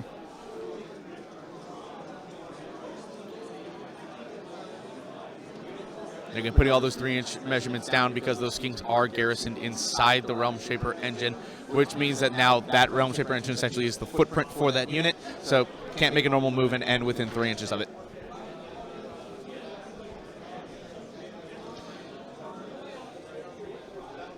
Mortek moving over. I think he wants to basically screen Catacross for that second Bastiladon right there.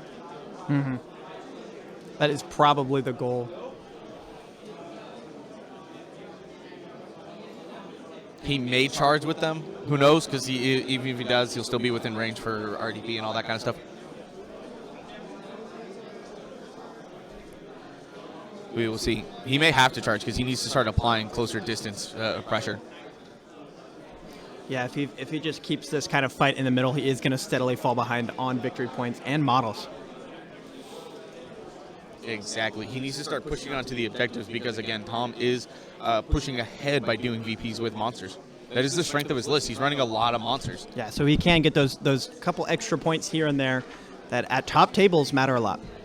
GHB favoring monsters a lot. Another reason why Thunder Lizards has been a really good list, really good army. We'll see how that changes in the GHB with the rumor being really infantry-focused. Infantry. Thunder Lizards will still probably be good because, Allegiance abilities be good, but you may see more skink-heavy builds like what Gavin was running at the Austin Open in November, where he ran like 230 blocks. That's a lot of skinks. That's a lot of skinks in Thunder Lizards, which means that's a lot of mortal wounds. Potential, because, again, 60 attacks, probably doing 6s to wound or mortal wounds in addition. Oh, did he get curse off? 6s to hit and 6s to wound. On this list, Curse best supports the warriors that the Edge of the Gods drops. Although it does give him an option. Yeah, so charging in, I believe that's Archon back there. Yes. Into the Bastiladon. Bastiladon not going to get Unleashed Hell, so there's no true harm charging in. We have an excited BJ Salas over there. Usually very excited. Yes, he's a rolling two ones on guy. something. Is that a miscast? No, because this is the charge phase, so this would be a charge. Slambo. Steven shaking his head at me, although I am affectionate, Slambo. It's really annoying.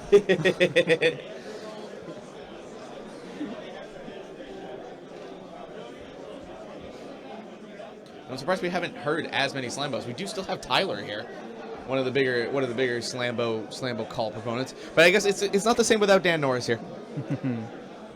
Oh, piling those Mortek guard. Piling those Mortek guard in. Oh, using the charge. The literal, like, 1 millimeter charge into the skinks Into the skinks, yeah. to get it into everything else, basically. Yeah, Jonathan basically choosing to tie up everything he can with the Mortek guard to kind of hold him down, not push him forward. He's trying to... He is behind because of battle tactics, but he is choosing to prevent Tom from getting onto the objectives. I have a feeling this game is going to go down to battle tactics. Mm-hmm. That's going to be the difference in this. Which, again, Tom is up because 2 of his battle tactics so far. 3 points each, not 2 points. That is a good point.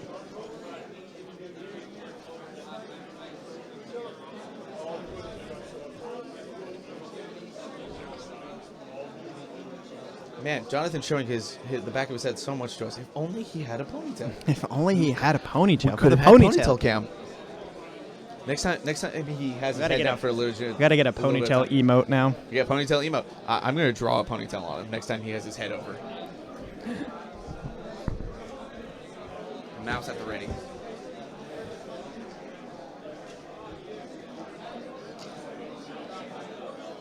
Rolling for something Monstrous Rampages. here. Monstrous Rampage. Yeah, he is trying to stomp the Prime to death. Yep. It looks like.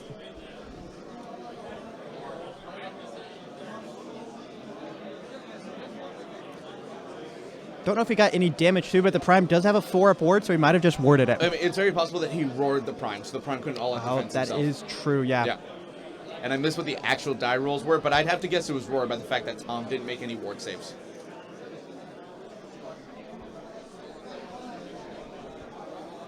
Again, premier hand waving. Hand waving is how you play this game well. True fact, everybody. Do not fact check me. But the best players wave their hands the most.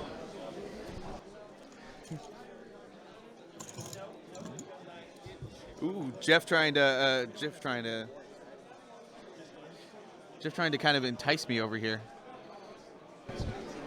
He brought all the medals that we've been given by War Games Con to award people. Very fancy. Tom rolling some dice, some good, some bad rolls. Oh, looks like extra hits. So nope, there goes the Prime. So yep. Prime.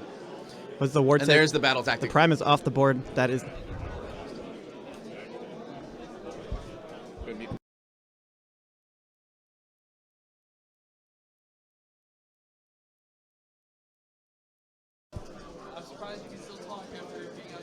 Yes. So getting, I believe, killing the Prime with the Krondys. So that is an extra VP.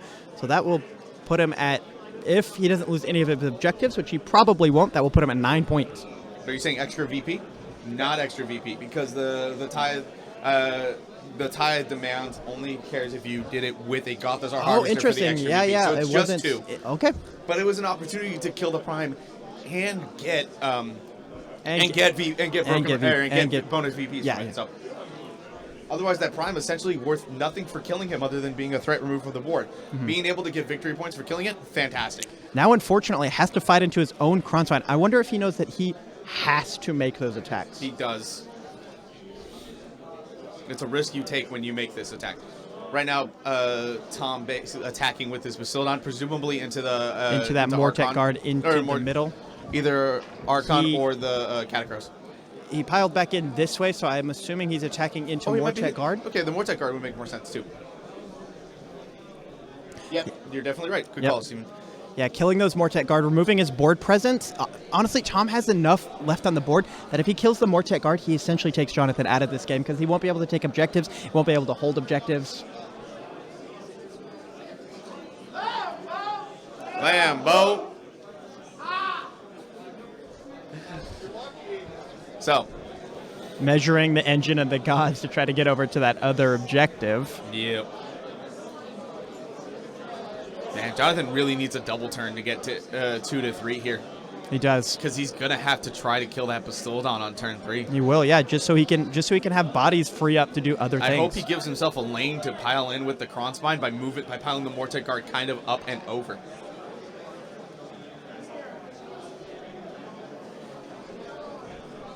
again, premier hand waving from Jonathan here. That would be a lesson. Tom, look at that own style, his own flair. I guess I'm going to comment on how much they wave their hands because honestly, they're doing it a lot.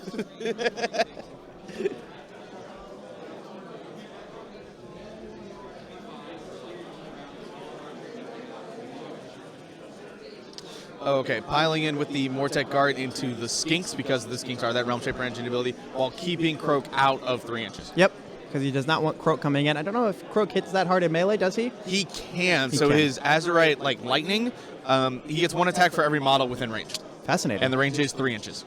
So Croak would basically just be able to pile in up and then do a bunch of damage attacks. It's 4/4 -1 for 1 damage each, but you know, any extra damage you do is still good. The problem is that Jonathan needs a double turn so badly because otherwise Croak is going to Celestial Deliverance, bomb him, and just bomb his army down with magic spells. And if Croak gets a good set of casts for those, that phase will wipe out the army. And we will see an actual decimation if that happens.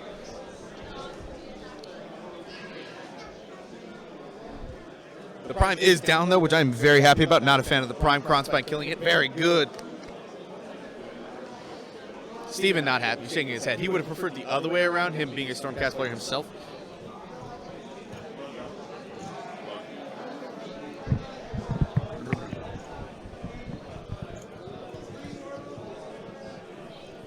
Looks like Jonathan doing his best to pile in those Mortar Guards, so that middle bestowed on the green one, also not in range to come in and attack. Very careful with his pile-in moves.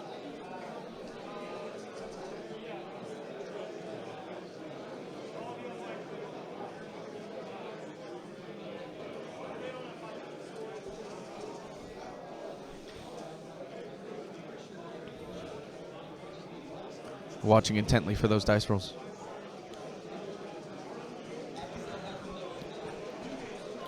Shoot, I missed the ponytail cam option.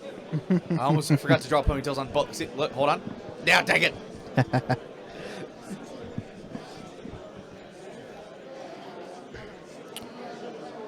Yeah, so it's probably splitting his attacks here. I wonder why he's piling in down toward those Skinks. Is he trying to get at Croak? We're not ponytail. Sorry. No, he's not trying to get at Croak with the Mortek Guard. I guess he's trying to inch forward, but he doesn't want to bring them into combat yet. Again, he's looking to get that double turn, in which case he can just pile in forward and keep him tied in that way. Yep. Unfortunately, piling in and keeping engaged in combat does not stop spells.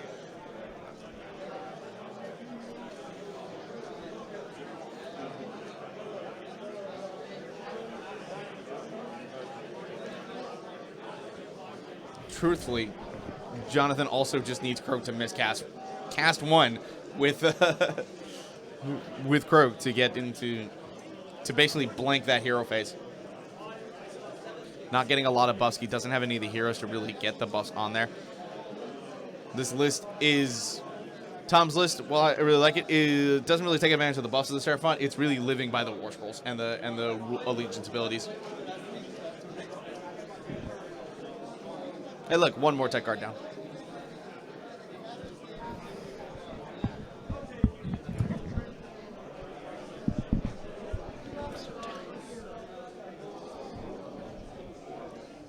Looks like Archon is piling in and going to go in and attack that Bastildon, who has 9 wounds left.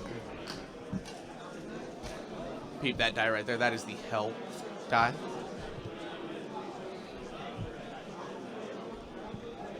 Yeah, doing Yeah, the probably. doing the fights here. Is this the Kronspine? Did those Mortek Guard just pile in, or are we doing No, some he's other doing fights? Archon right now. Doing some Archon. Okay. Oh, sorry. Archon into the Bastillodon. Wow. John not rolling too hot this game. Oh, new messages. Here you go. Yes. Yeah, if Tom gets top of 3, I think that's game. I completely agree. Jonathan needs it.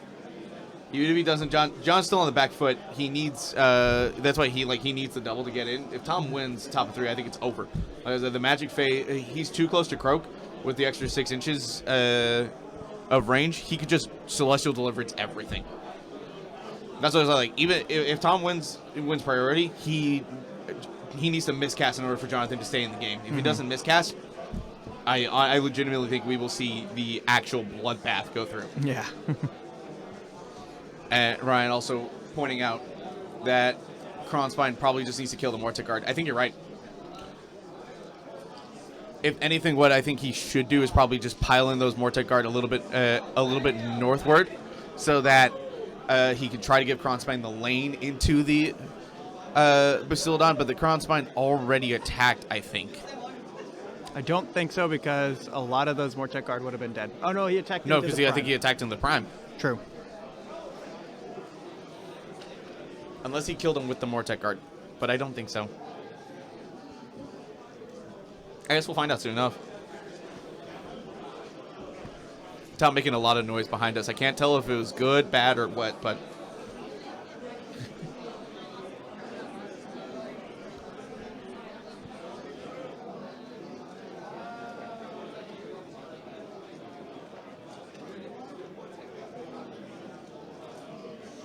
Very... Steven, how are you doing? I'm doing good. We're both just staring at the screen, waiting for models to be picked up. Oh, that was the Mortek Guard into the Kronspine. Oh, that was the Mortek Guard into the Mortek Guard Kronspine? into the Kronspine. Oh, okay. I guess he was letting Tom roll this. I have no idea. There were some dice being rolled. Yeah, he did not pile them in at all. Strange. So I think he is going to just try to let Kronspine kill the Mortek Guard next turn, no matter what. And hope that he could run and charge in.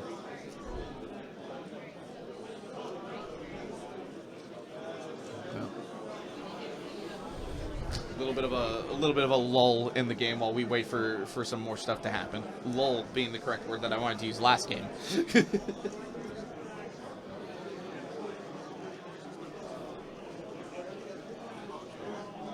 With the board state being what it is, I don't know how relevant the Bone Tide Nexus has become. I know you can get like a bonus essentially every turn, but with everything just kind of happening now in round 2.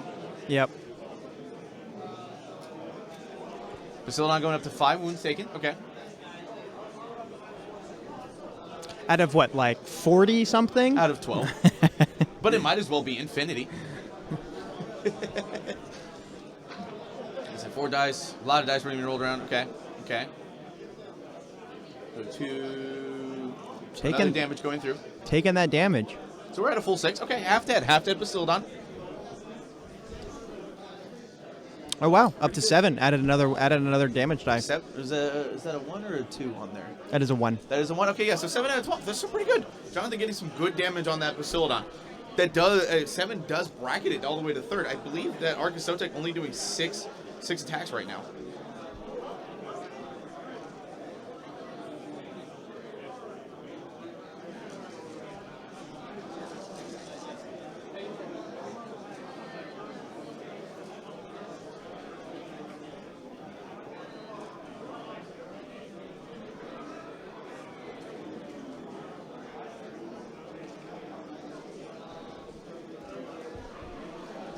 Rolling for priority, and it looks like Tom is going to take it. Tom is going to take And it. that is unfortunate. But Jonathan does score 4 points. No, I don't think so, because damage is going up on some stuff. Oh, interesting. So I don't think that was priority yet. I think there's still some like single damage or single die attack rolls.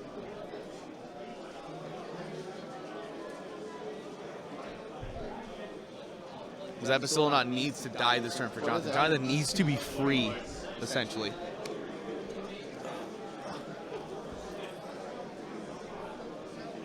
What is it? Spencer giving us electrolytes. Oh, good. I don't have 16 ounces of water. Supposed to need 16 ounces of water. This is slightly under half bottle. Guys. Oh, Spencer being a kind soul. Listen to this. Do you know what that's the sound of, everybody? Electrolytes. Yeah, still rolling these kind of weird 1 damage attacks. I'm not sure where they're coming from. Catagros and Archon. It's the only thing I can think. If he manages to kill that Bastiladon this turn, huge move. Yep.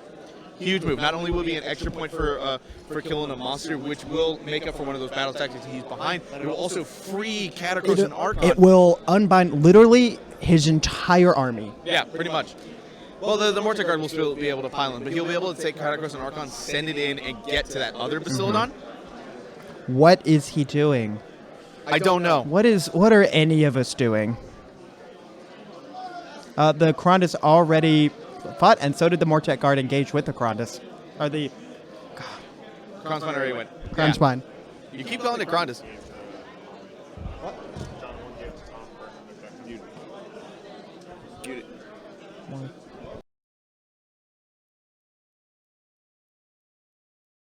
Yeah. What? Jonathan winning the turn, giving it to Tom? I guess so Jonathan can burn an objective? Yeah, burning objective because... so... I get it. Yeah, he's burning the objective so that he can start coming back on VPs because he's got hold 1, hold 2, hold more. So I was gonna say I agree with without killing the Bastiladon. Ryan basically saying everything that I was about to say in chat. No, it turns out faster brain, smarter brain than I am. Yeah, no, I agree. Tom is gonna have a hard time moving across the board. He didn't kill the Bastiladon, so his stuff isn't free. So he's basically gonna waste Tom's turn to kill the stuff that he needs to get killed.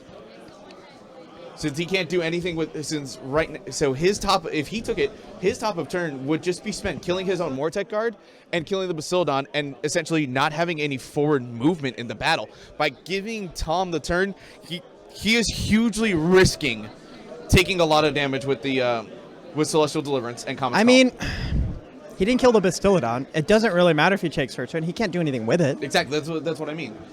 Yeah. You're right. He can't do anything with it, so you might as well try to kill it on Tom's turn.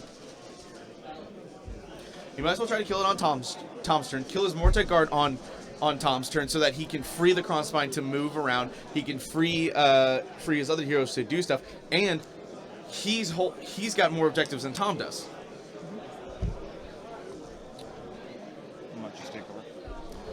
Tom is choosing to Monsters Take Over for his battle tactic, which means that he's going to keep that Bastiladon where he's at. I believe that's the one he chose, not the Edge of the Gods. The Edge of the Gods going to try to just run and get to that back objective. Probably try to get to that back objective. Jonathan needs to hold on for dear life and hope that those mortal wounds don't take him out.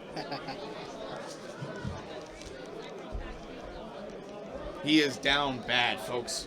Down bad. I think we can all see that. Hopefully the writing on the wall is not punctuated.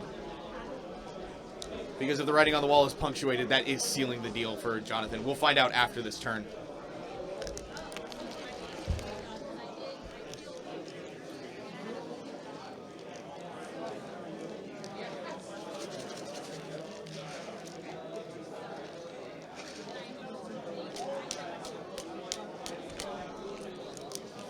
Once again, I'm going to shake the electrolytes.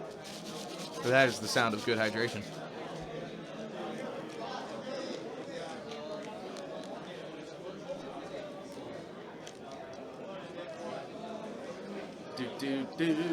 Tom doing some dice. Dicey, dicey, dice. Whatever it is, that's a 7 plus 4 to cast, so that's an 11. Presumably that's Comet's Call. Which means D6 units. How many units, Tom? Go figure. I moved from Austin to Dallas, and while in Dallas, found out about an Austin AOS club. Well, you're in luck because there is an entire Dallas club as well. That's true. While they're not as good as the Austin club, in Obviously. my opinion, Obviously, we may there be a little is bit a biased, Dallas. though. We're very, very biased. There is a Dallas club as well, the Dallas Defenders. There is the Dallas Defenders. Now, I would plug that Discord link, but I'm not in that Discord. But I know they have one. I'm sure someone here can help you out. Hey, Botany, that would be Oh, fantastic. I'm in the Dallas Defenders. That's how I found out about y'all. Well, I appreciate it. well, I would be posting those links more, but again, I'm not in that Discord. I should get in that Discord so I can promote better. well, we will be happy to have you back in Austin anytime for delicious tacos and some Age of Sigmar games. Come out on to Wonko's Thursdays and Sundays. We'll be If you're there. ever in town, yes. You know what? So are we. That's why we're putting this out. Yeah, this is actually our first GT. Eli. Well, not our first GT streaming. Eli. I played in a few. Eli, Yes. would you like to do the spiel? Is it time for the spiel? It's time for the spiel. Well, okay. I'll look away from the screen. By the time the spiel's done, we'll see how many models are left on the board. So, You're on twitch.tv/weirdknobs. If you like what we're doing, you want us to see more live streamed content, whether it is GTs or battle reports that we do from Steven's house, go ahead and drop a follow. I think If you wanna mean see- the studio. The studio, aka Steven's house. If you would like to see more stuff, also subscribe to our YouTube, where we're going to start putting videos. Welcome because to of the fun. wall. Yeah. Anyway, back to the plug. Subscribe on YouTube. You can follow us on Twitter at WeirdKnobs, where I post things sometimes, and Big Boss Jeff posts things a lot of times. And we will just try to keep updated. We have a lot of fun doing this, so we're gonna keep doing it. Ooh, looks like Jonathan asking if Kronzmine can go up on that house, which he cannot. You know, We actually are streaming at Masters. We're not 100% sure what we're streaming yet. At current, the idea is day one, stream the far superior doubles, and then day two, I guess we'll go stream top tables and and singles I would maybe. love to commentate, but I will be playing in the singles tournament. Yeah. Got to try to hold it down for Matt. So I will be commentating with some phone-in guest commentators. So please join me at Masters. It'll be fun. But yeah, if you like us, you like what we're doing, we'd appreciate every support, every like. Interacting with the chat makes us very happy. All 34 of you that are currently in right now, we super appreciate you watching us. Like, thank you. We're Yeah, not just doing this 100%. for ourselves. We're doing this for the people. Honestly, Baylor, you're not the only one. Doubles is more fun. I legitimately considered it as well. Enough. If it wasn't partially to defend the Grandmasters Singles Championship for Matt, since he Matt Robish, current champion, to keep it in for Austin, because something's got to go Austin's way with all the purple on the map. Honestly, enough people are playing doubles that War Boss Spencer gets to play singles now.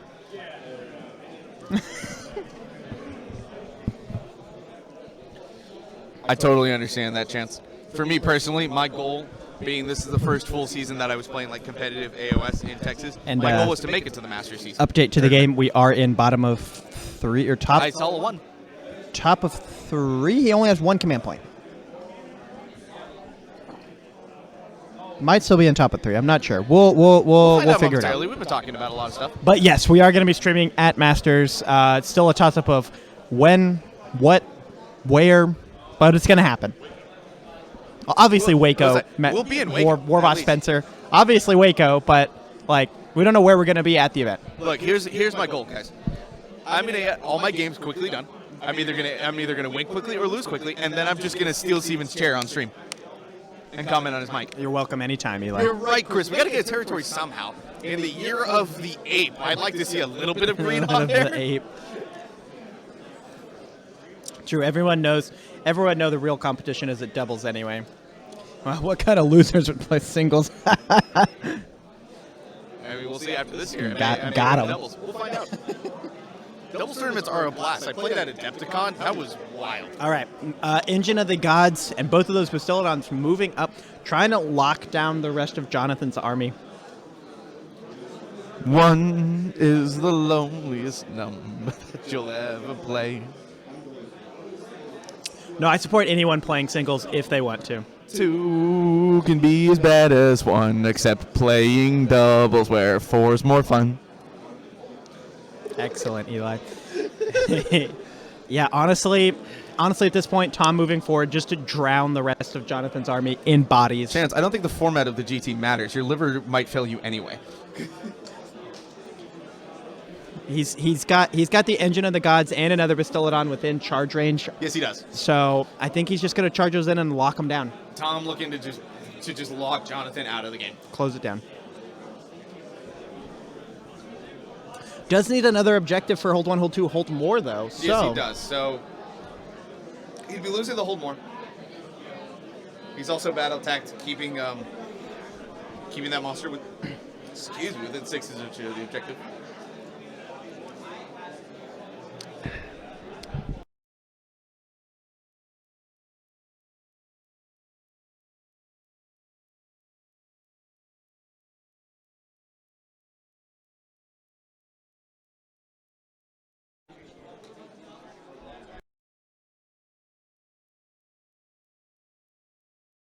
I am making enormous mess. The water bottle leaked on me. It was a little condensated. And that's why you're over there, as far away from the electronics as possible. That is correct.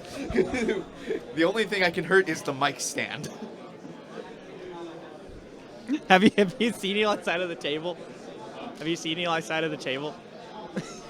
For anyone who wants to know how this table is looking out, I move the mic stand a lot. There's a lot of marks from the bottom. Is the marks from the stand, and then there's some water from the condensation from the water bottle. Oh man. There's a reason why the computers are all on the left side of the table. I'm not and I have to eat into the camera sure frame. what is going on now. Oh my goodness. Rolling some dice for. I believe it's Monsters Rampages at this point. No charges. No, he's just pinning him out. Thank you, Doug. It's okay, guys. I cleaned the table. No charges from the Engine of the Gods or the Bastillodons. Fascinating.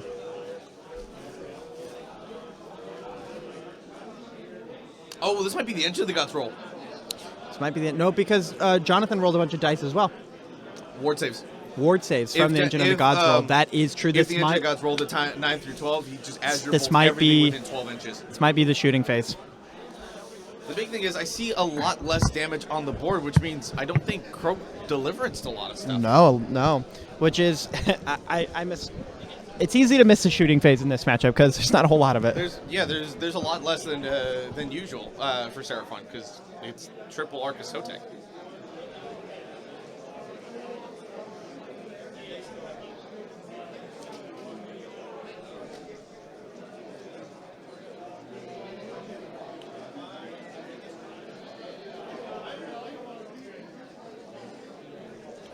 I think legitimately the only shooting those Bastillodons have are the javelins.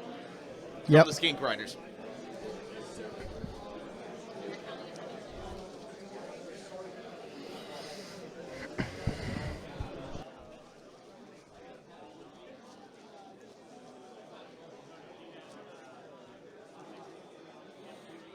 Looks like we're still resolving bolts. Or command point spent to do it again. Because as if Thunder Lizards didn't have enough rules, I did not mention that the Thunder Lizard's command ability is that you can activate a second time the Cosmic Engine roll, or to shoot again with the Bastillodon Solar Engine. Yep, usually with the Solar Engine, but in this case, Cosmic Engine.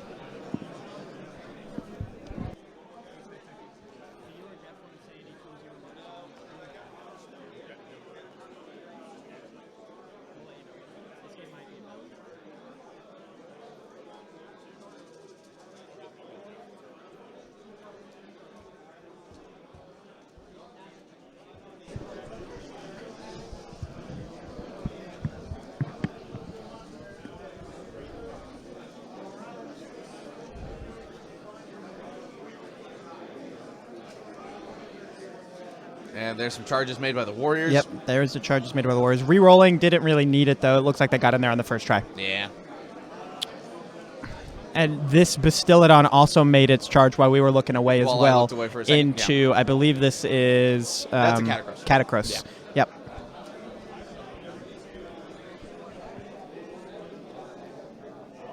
Six plus whatever. Oh, Monsters Rampage is right there. I think that's all the charges he was going to make.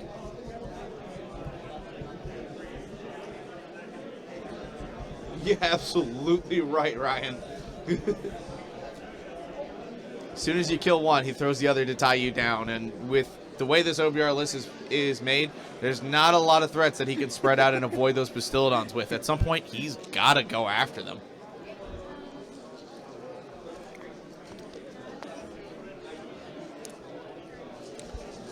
Spencer can't silence me. Spencer threatening to turn the stream off to silence Stephen from saying the truth. He's afraid of the truth. You can't handle the truth. That's straight to Hordy jail.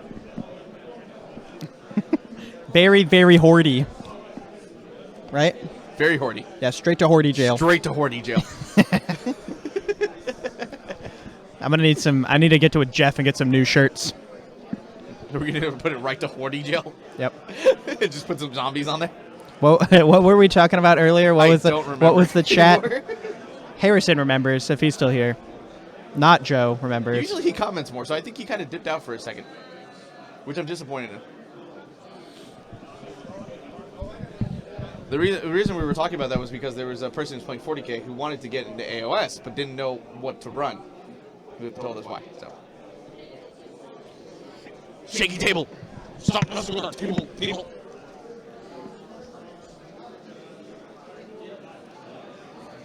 All right, let's see. If Jonathan can kill any monsters, literally any of them this turn, it could help him out. However, if he doesn't kill any of the monsters, he's sunk. Absolutely sunk. Jonathan cannot waste any more time being tied down by the monsters, but unfortunately, he may not have a choice in the matter. Jeff, I need some new shirts. I need some shirts that say "Very Hordy" and "Straight to Hordy Jail." Yep. Orcs can be pretty dark. They're just badass. Orcs are pretty dank. Oh, dank. Well, they could also be. I think dark. I'm going to paint up some Stormcast Infernals. We're not sure whether AOS Army I want to play aside from maybe Nagash-ish stuff. Well, you're seeing some Nagash-ish stuff on stream right now. That's true. Nagash being the supreme lord of the undead. Of the undead. So OBR being one of the factions that he kind of OBR rules is good. Nagash also can go into Soulblight, I believe. Soulblight and Soulblight, I believe, and Nighthaunt. Yes. So there's a lot of and Nagash. Courts, technically. There's a lot of Nagash-ish stuff. All of the models for most of those armies look amazing. Yeah, the Soulblight line, fantastic. All those new Blood Knight schools. Is Nurgle very wardy? 100%. Yeah, Nurgle is very wardy. Extremely wardy. Extremely wardy. Super wardy. So we have Soulblight zombies being super hordy. Hordy. And we have Nurgle being very wardy. Straight to wardy jail. Straight to wardy jail. We are completely ignoring this game and completely not doing our jobs. It looks like, the Engine of the Gods didn't make it in. I wonder if that Engine of the Gods is on that top objective. I don't think so, but there is he a also chance. doesn't need to charge with it. Tom has no need to charge. Orcs are pretty dank as well. Iron Jaws are fun. Big Wog is fun. That's it. No other orcs are fun. No other orcs are fun. Iron Jaws best orcs. Can confirm. Cruel Boys are pretty cool, and then Cruel Boys have cool models. Pit Boss Brian has a special love for Bone Splitters. Steven almost forgot what the third war clan was. I did, because you never see them. No. What I think, Tom does not want the Engine of the Gods in combat because next turn he wants to be able to move it back onto the objective. No need to retreat. The only reason he would charge is if the Bastiladon on the middle Bastiladon there, the green one, was within range of the objective, then he could try to kill one of the monsters and take the objective Interesting. That Bastiladon obviously coming off the board. It had one wound left. Yep. I feel like we're starting with with Kronspine killing his own dudes. That might be. No, Tom is rolling some saves, so unless Tom is rolling the saves for Jonathan, it looks like we're still fighting into something else.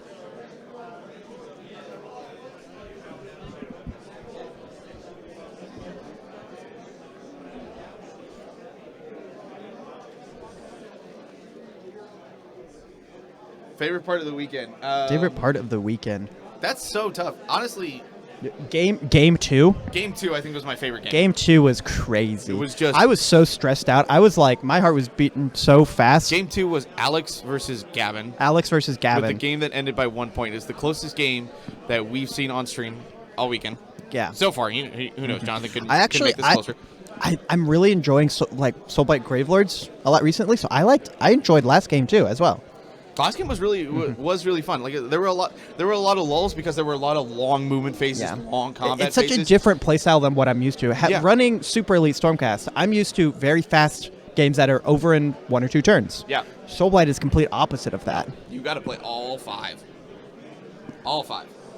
I'm seriously considering it. Were you here when I between maybe game 1 or 2ish when I discussed my ideal Soulblight list that I'm probably going to start working on? I'm pretty sure Chris was in the chat. Were you in the chat? He's one of the few people who's been here like every minute. Also, Steven, please, I beg of you, please do not run that list. Bucket Ozark, you have nothing. You can say nothing to me. Please don't. Thunder Lizards, man. Please you don't. Stay over there and stay I don't silent. Run 100 skinks. I could run 100 skinks. Yeah, will you? Steven, I'm pretty sure you're just going to dip in a War Boss Spencer has no faith. Zero faith in me. Steven, I feel like you're just going to take a big rush. dip in some contrast paint and just go. What are you talking zoom. about? I'm gonna dip paint those bad boys. Dip paint those bad boys. Are you gonna have like 3 separate bowls or like contrast paint, Yeah. wash, dry brush? Yeah. Yeah. Yeah. Yeah. Yeah.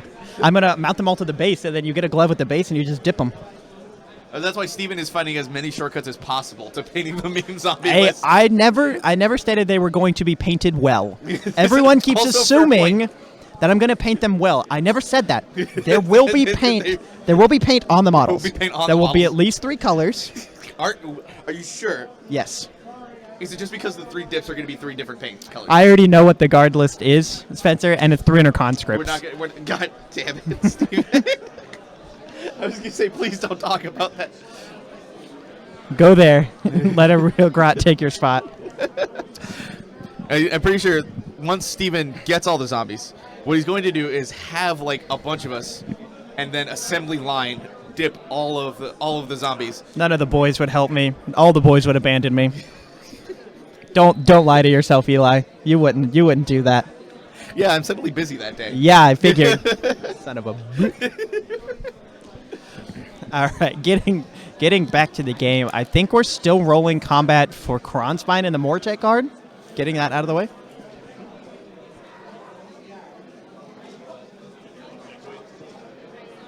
Spencer making fun of me because I'm shaking my electrolyte-filled water bottle.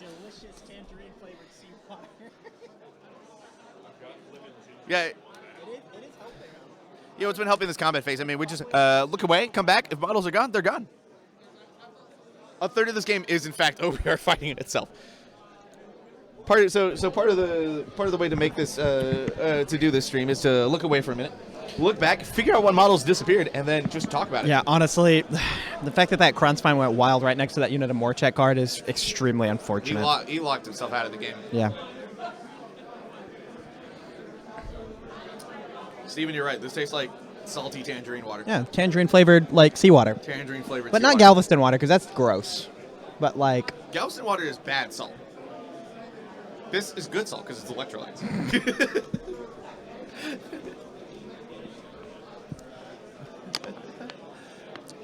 Oh, please. Yes, that would... Spencer? Kronspine hitting a Mortek guard. Stop hitting yourself. That's an emote. That's a future emote for the stream. Love it. Spencer, we also need a ponytail emote. If you could get on that, it's very important. Pony cam. Yep. We also need a very hoardy emote. Telling Big Boss Spencer that all the things that we need to do for this game, or for the stream, improve the stream that way.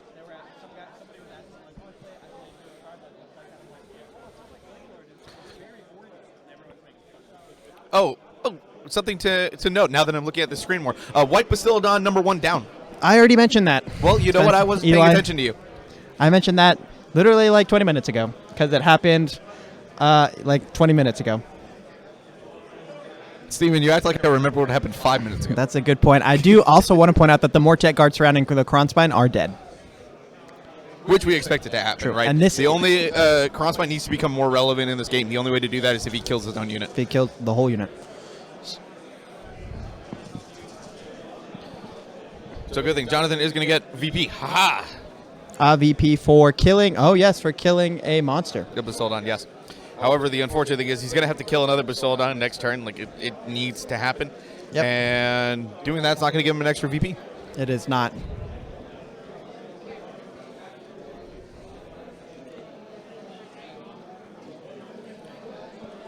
Notably as well, though, I think Tom's also going to have a hard time killing a monster, so he's not going to be able to get that VP back.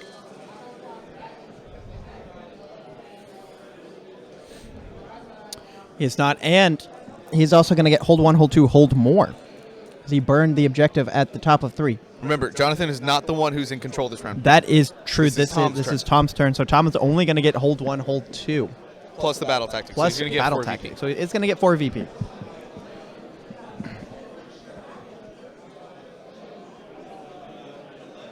They're still resolving some combats. Look at some of those Mortek guard going away. Yep. one of the bigger things about this is that it almost doesn't matter what's going to happen on board. Jonathan's not going to have enough firepower to kill all of those monsters, which means that Tom is going to get an extra 3 VP at the end of the game.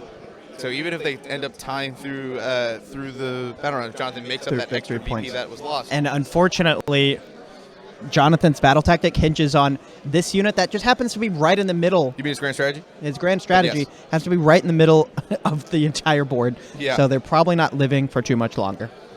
Agreed.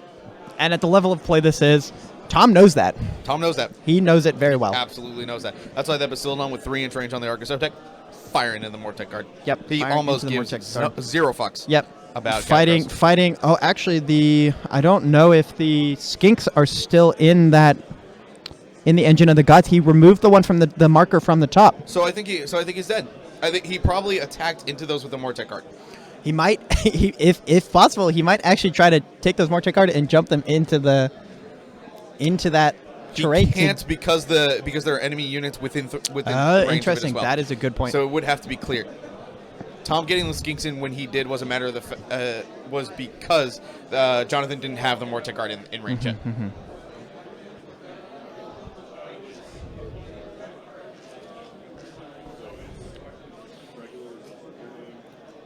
Getting that hashtag free movement. Hashtag free movement. Looks like we're in bottom of 3. Bottom of 3. Soul Blight Gravelords. Bottom of 3. Jonathan doing his best to stay in range. The Catacross is going to have to run and charge.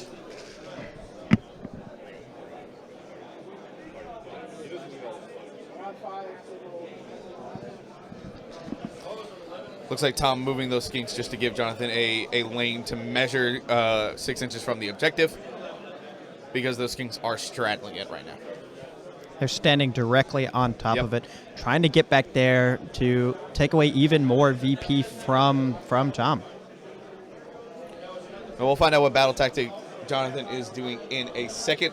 I imagine he's considering Conquer, otherwise he wouldn't really be measuring the other objectives. That is At a the good very point. least,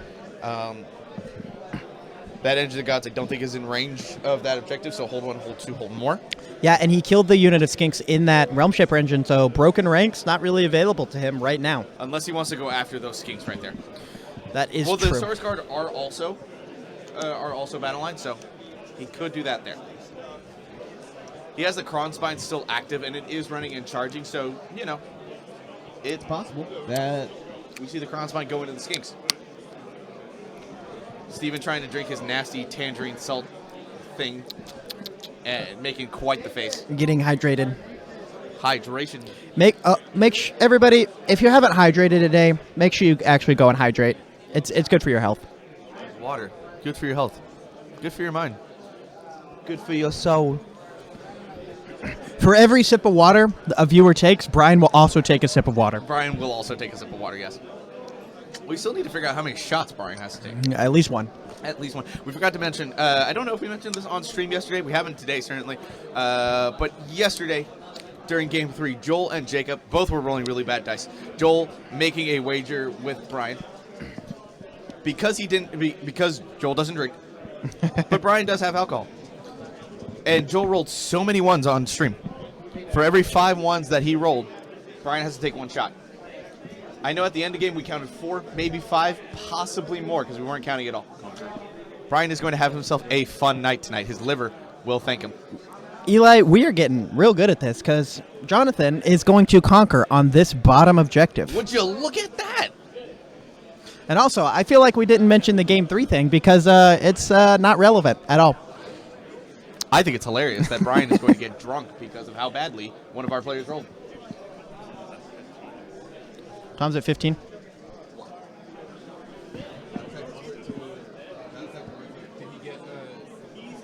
Nick Sutherland to the Geo table.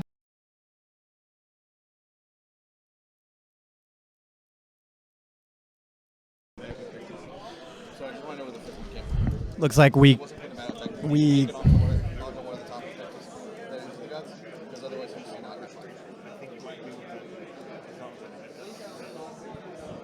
Because remember, center one got burned. Yeah. So the engine gods is blind 6. having some discourse about score. The players say they're at 15 points, so that is We are told what that- we are going to go with because we are not at the table, and honestly, a lot of the stuff on our side is a little bit of guesswork. Is it? Yeah, a lot of it right now is guesswork. We are figuring it out on our own. That's how we were basically off 3 VP on the last game. That is true. What is he going to go down there and conquer with? Kronspine. Kronspine. That is a good point. Kronspine is free to go and do that now. He's going to send. He's going to run Kronspine around. He's going to retreat the Mortek Guard onto the back onto the objective, and get as many within 6 as possible. That's why.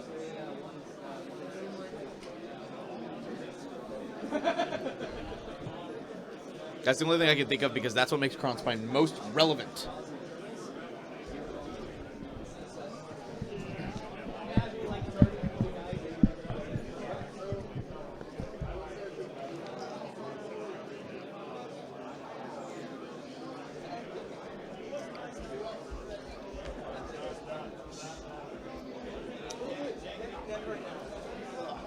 Was that the extra VP can't come from killing a monster because a monster wasn't dead for OBR.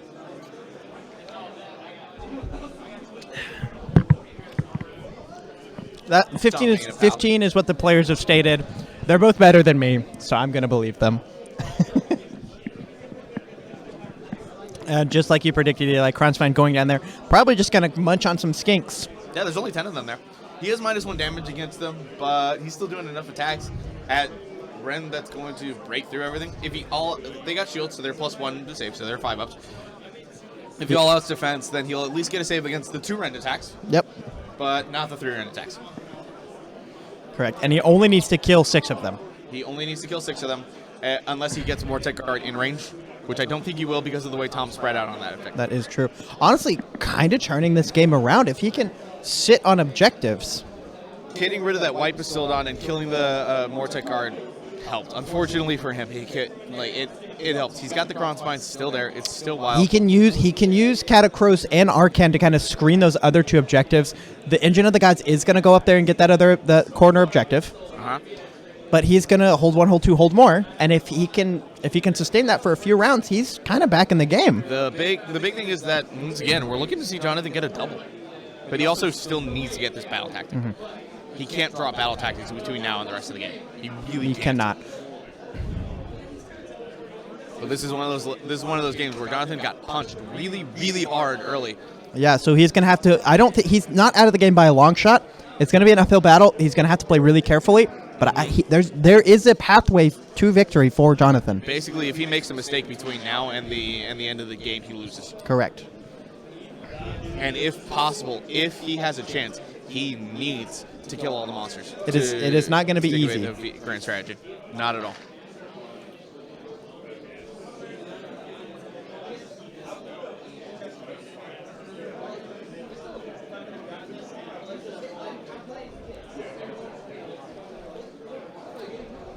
Measuring some ranges here.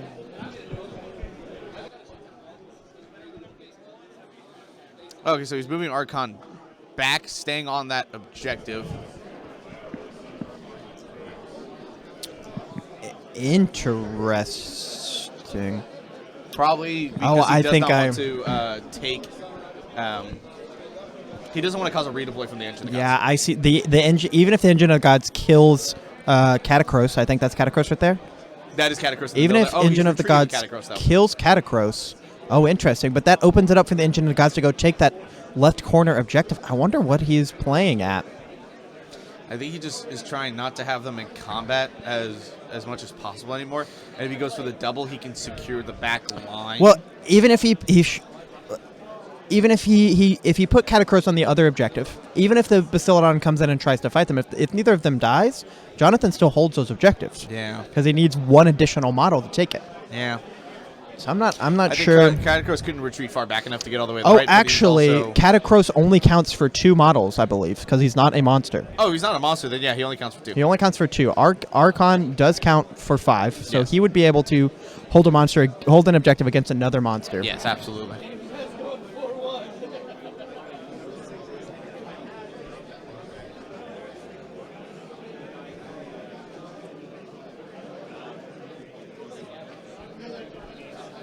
So we'll see how he's playing. Jonathan just basically wanted to space out. He does Yeah. not want to have to deal with those monsters Even though I'm he- very in a way intrigued he about needs to.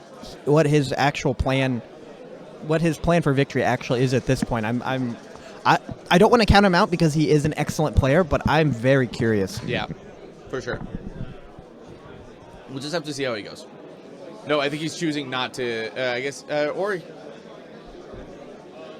trying to make sure he gets the best movement possible. Oh, maybe. Okay, so maybe block the Edge of the Gods there. So I'm trying to help him out. I'm trying to help him out there a little bit. Maybe. There's a lot of hand waving. Again, what do we see? Zoom over to the left. Move your hand forward. Congrats. That is your ultimate big brain play. That's right, Chris. Yeah. If you could stop revealing my secrets to the enemy, that would be ideal. Old galaxy brain move. Don't prepare tactics. Then your opponent can't guess what's going on even. Oh, and I apologize. Our stream name has been wrong since The one start thing of that this I game. truly forget about every time.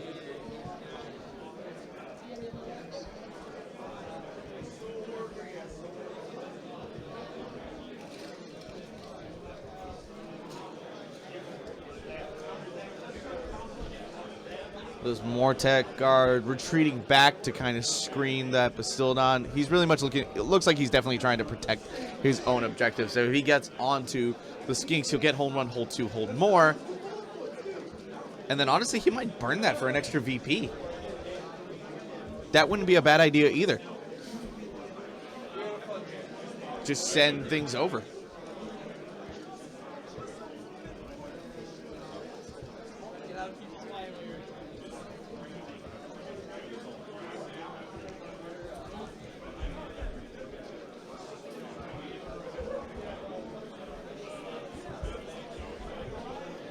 Yeah, Jonathan trying to zone out Tom's monsters.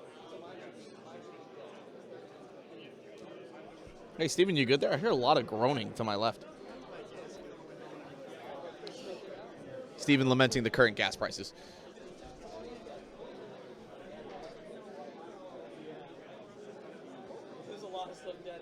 Interesting. Also retreating those Mortech guard to try to screen out that other point from the Bastillodon, I guess.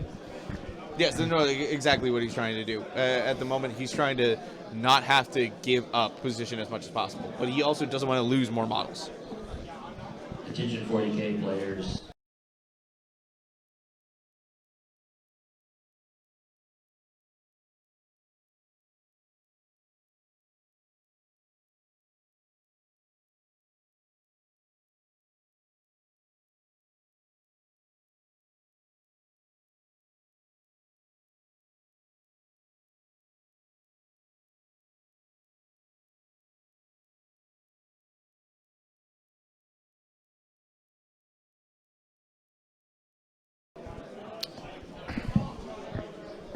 Kronspine Into got those in. into those skinks, rolling for damage. Only taking one off with his first attack. That's not No, not attack. That was Monstrous Rampage. Monstrous Rampage. That is Stomped just it. the stomp. Yeah. All right. Because again, mortal wounds not reduced by scaling skin. So any extra damage you can get through before attacks helps. He only has to thinking kill now. 5 more. There you go. Yep.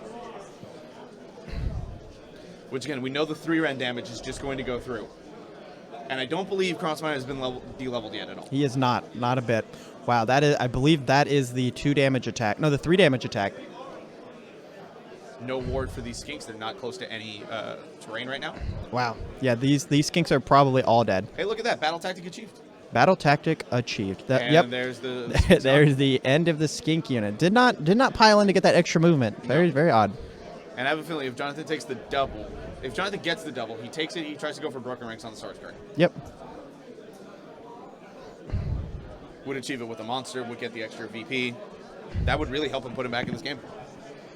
Yeah, so this is honestly probably bottom of turn 3. Yep, there's Tom writing in the scores, and Jonathan is going to get hold 1, hold 2, hold more. Battle tactic for 5 points, another bringing 5. him up to 14 to Tom's 15 points. Tom's 15. Tom being ahead because of that battle tactic that he... Not the battle tactic, well, yeah, battle tactic. The battle tactic that he has completed with monsters, yes. All right, so we're going to go to the priority roll. Like I've been saying this entire stream and yesterday, Eli. Priority rolls are extremely important. Priority was extremely important. Jonathan giving away the turn and it actually working out pretty well for him, hopefully. But he needs that double now. I know we were saying it before. He really needs the double now. Winning the priority to give it away was great. It was a great play. Good job by Jonathan. It worked out very well for him. Now he needs the priority to hopefully secure it.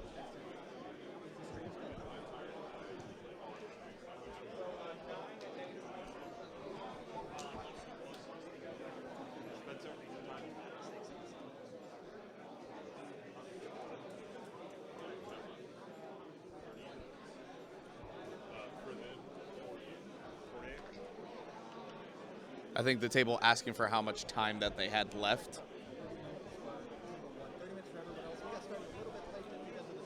Yep. Sorry about that. I was muted. Looks like about 40 minutes for table 1, 30 minutes for everybody else. But we got started a little bit late because of the stream prep, so we have about 40 minutes left in the game.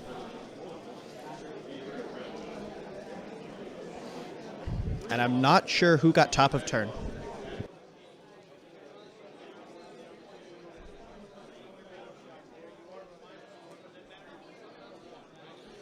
Find out momentarily. Steven going to figure out just who's in charge. I'm going to guess based on all that hand waving that Jonathan got it. I will include the battle tactics, though. Let's figure out what's going on. Yep, looks like Jonathan got it. Right, Steven? Bonereapers, top of 4. Very good. So like we were saying, he needed that double turn, and he got it. Now this is Jonathan hopefully trying to come in. I imagine he's going to broken ranks those stars guard. Yeah, this is a big. This was a big get for him. Big thing for Jonathan to get. He's not out of this game by any stretch of the imagination. This might be Jonathan pinning Tom now. Yeah, he giving away that turn and burning that objective was actually a pretty big brain tactical play, because now he can hold these 3 objectives, or attempt to hold these 3 objectives, screen them out, and just kind of sit on it and try to get enough VP by the end of the game. Try to choke enough VP out of Tom. Yep. To maybe slide out a victory, which would be Bonereapers first place. I believe in a GT, which would be crazy. Yeah, not something we haven't seen before, or at least I should say, the stats have seen an OBR first place, but not something we've seen in Texas. Yeah.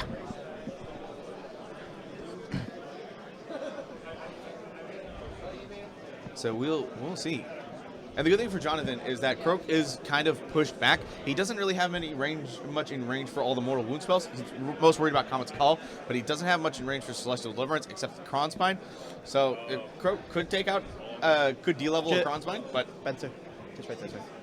Just right this way now. Also good enough. Wait, Eli. What? Wait, what? Just wait. I do owe you a beer. In fact, Spencer and I both owe you beers. Big Boss Spencer. Chance is remembering our bet about the OBR bet and how the fact that we basically owe him kegs at this point. Also, Marco. He was technically a part of that bet. Defending Brian's honor, I believe that bet was made by Brian. But Jonathan got the double 3 to 4, and one priority 3 gave it away because all the stuff he needed to do was he was blocking top end. So he was just like, I'll just do it on the option. Yeah, sent the Kronspine down, conquered, remove an objective as well. Jonathan gave the double 3 to 4, and he might. Yeah, looked like Jonathan trying to pick a battle tactic for this turn. I'm not 100% sure what he could actually achieve here. Maybe could bring it down? I'm not sure.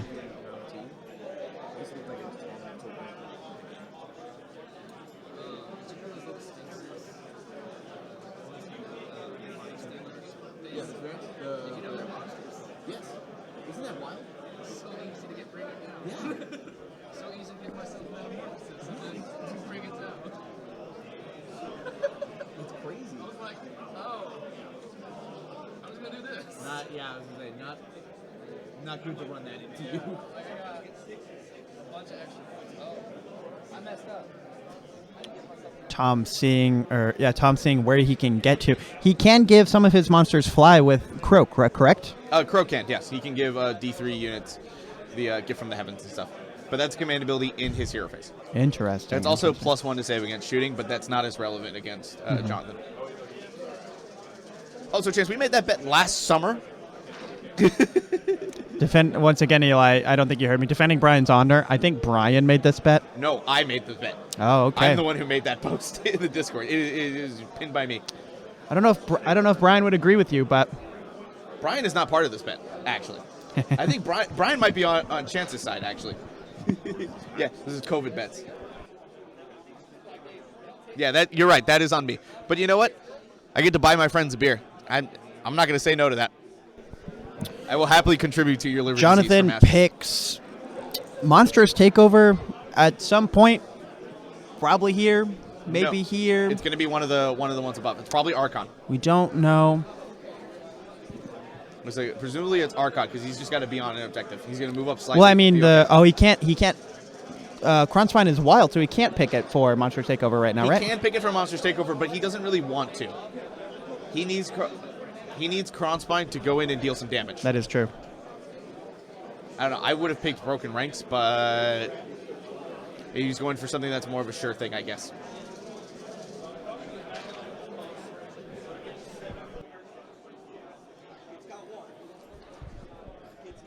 Okay, I am being informed. My friend in this club, Austin Parisi, who is running a classic Gloomspike Gets list, he was looking to win one game. He got that win. I'm very excited for him.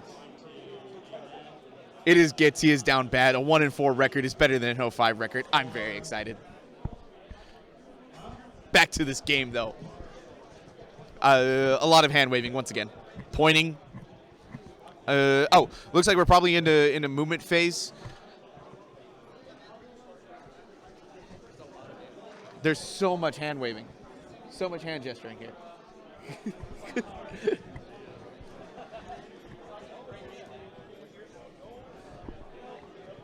40K players.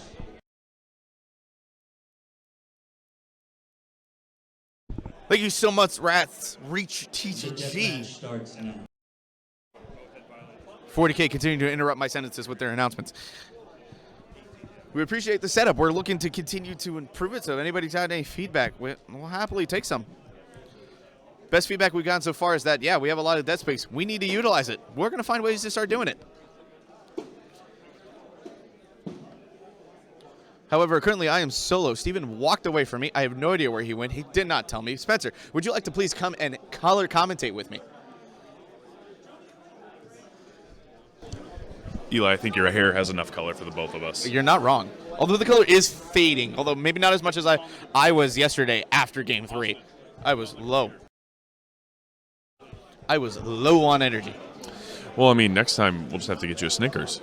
You're not yourself when you're hungry. You're not wrong. Except I do not like peanuts, so please do not give me a Snickers. You know, I really can't stop that. I also need to sit back here because Steven has his gain turned way up. Steven's game has turned extremely way up. All right, so I haven't been able to keep up with the match here, Eli. I think the Kronspine is wild. Is that right? The Kronspine is wild. Tom basically killed it top of 2. It was wild. It was into some Mortek guard, which hurt Jonathan pretty bad. Yeah. Basically, where we're at right now is that he is Monsters Jonathan took the top of the 4. He's Monsters Takeovering with presumably Archon, who's on objective, and he's just continuing to screen out with those Mortek guard and Catacross. He does not want to willingly put the Mortek guard into combat because his grand strategy is to keep that unit alive. It's the only battle line he has left. While Kronspine is currently wild because he killed his own Mortek guard with the Kronspine to free it, and then on the bottom of 3 just went down and conquered. Like I said, he went Monsters Takeover. I kind of wish he would have gone Broken Ranks because there's one battle line unit left, and I feel like the Kronspine could take that, but still pretty good. Either way, he is still continuing to screen out those top objectives there. Not worried as much if Tom takes that top right corner because right now he has 3 objectives, and Tom doesn't really have a way to get that bottom left objective.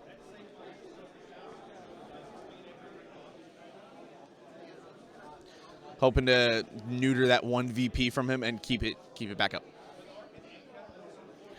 I see guard going away. Maybe.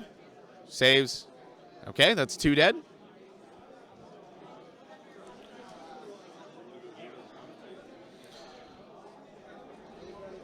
And look at those low dice rolls. Oh, maybe not as many.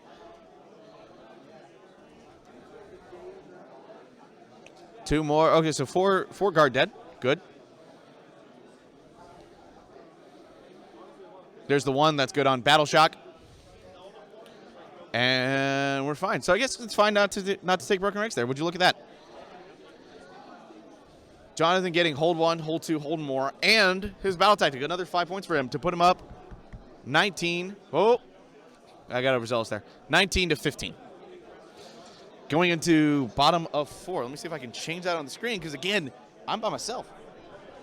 40K players, just to reiterate.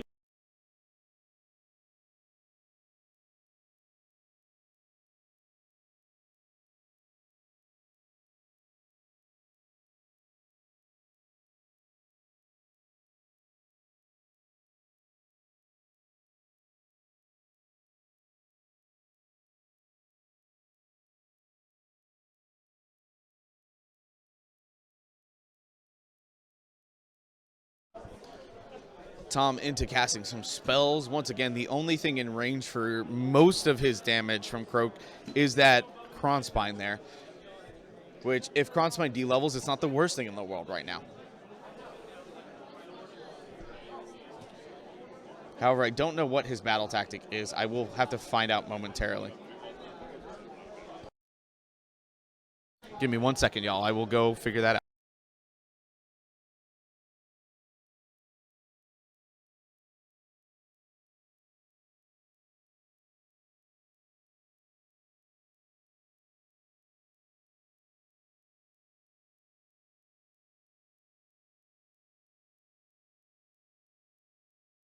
Looks like the battle tactic for Tom is Savage Spearhead. That makes sense since territories are half the board here. He's already got the Engine of the Gods and the Bastillodon there, which means he'll get 3 VP from that battle tactic here.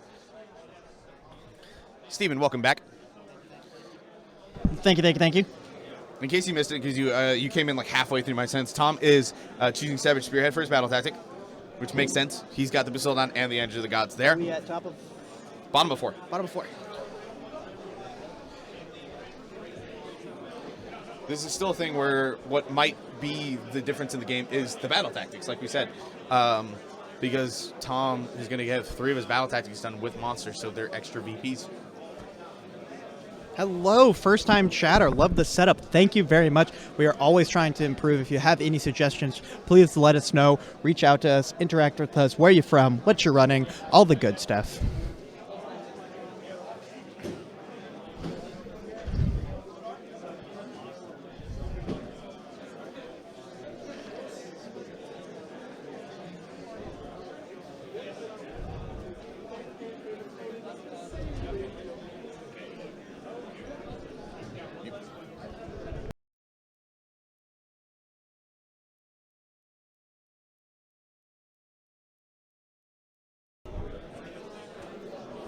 Three mortal wounds to Catacross right there.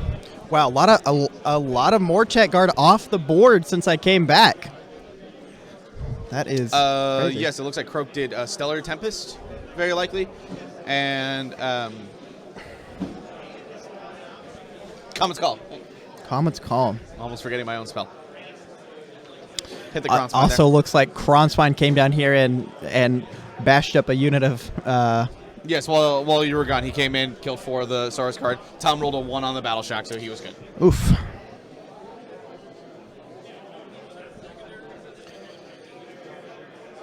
Still not necessarily the best spot to be in. Kronspine is going to be able to pile in.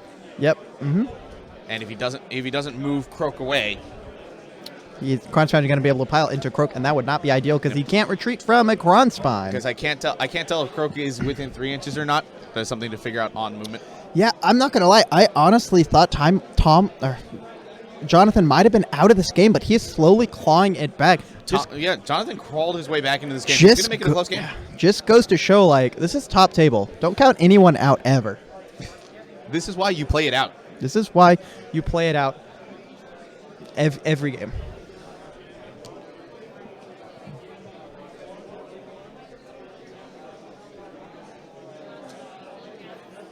Unfortunately, I think those 8 Mortek Guard are probably going to go away. There's a lot of them gone before charges, before. That is before charging. So if they do if they do live, they could heal a little bit. But I don't think that's going to happen. There's a Caustic Engine roll, a charging Bastildon, and a charging Engine of the Gods, I presume. Yep. I wonder if Tom is thinking about going up there and snagging that top right objective. I believe that was his monstrous... Oh, no, Savage Spearhead. So... No, yeah, his battle tactic. He's already got it. He's already got it? Oh, that is true. In fact, he can just move slightly forward and he'll get it. He's just got to get on the other half of the board. That is true. So he is moving up. Interesting. I guess if he gets the Engine of Gods and the Bastillodon on that point while also killing the Mortek Guard, he already has that objective. He does take it, and it'll be a hold 1, hold 2, hold more. Hold 1, hold 2, hold more. With another 3 for the battle tactic. It'll be a 6 Will it be? No, it'll be hold 1, hold 2. He's got the bottom right. He has the bottom right, and he has the top middle, but Jonathan has the other 3. So it'll be hold 1, hold 2, not hold more. I thought Jonathan didn't have the top right because that's how Tom would have gotten the extra VP in round 3. That is a good point. I'm not 100% sure. Otherwise, Tom is supposed to have 1 less. Well, then otherwise Jonathan would have 1 less because he also got hold 1, hold 2, hold more last time. So you'd have 1 more. We don't know. Yeah. It is very unclear who holds this top right objective. I'm going to assume it's Tom because he had that Edge of the Gods right there.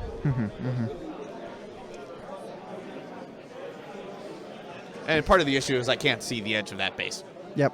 I can presume where it is, but it's there's the Croak movement. Hey, look, it's my Croaky boy. Just kind of dancing around that Realm Shaper engine, trying to get away from Kronspine. He does not want to be near Kronspine at all. He also wants to have stuff within range to Mortal Wound Bomb and try to just end the game. He would like to end the game. End the game.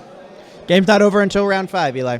All right. The game's not over till the last model sings.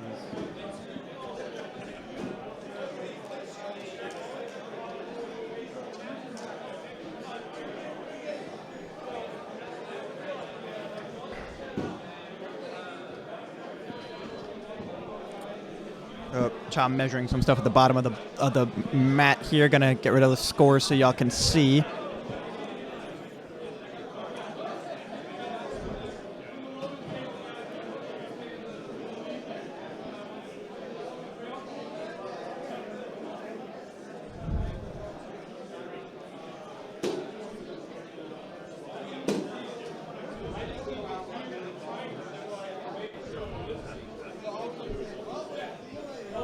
All right, I had to turn away for a second, but it looks like that Aspith Bear running behind the terrain piece. Trying to get up to that objective to force Kronspine to either deal with him or just let him have it. Tom basically saying, you either have to come kill my Astrolith Bear or I get that objective next turn. Yep, pretty much. He's not going to get it this turn because he's not going to get close enough, but...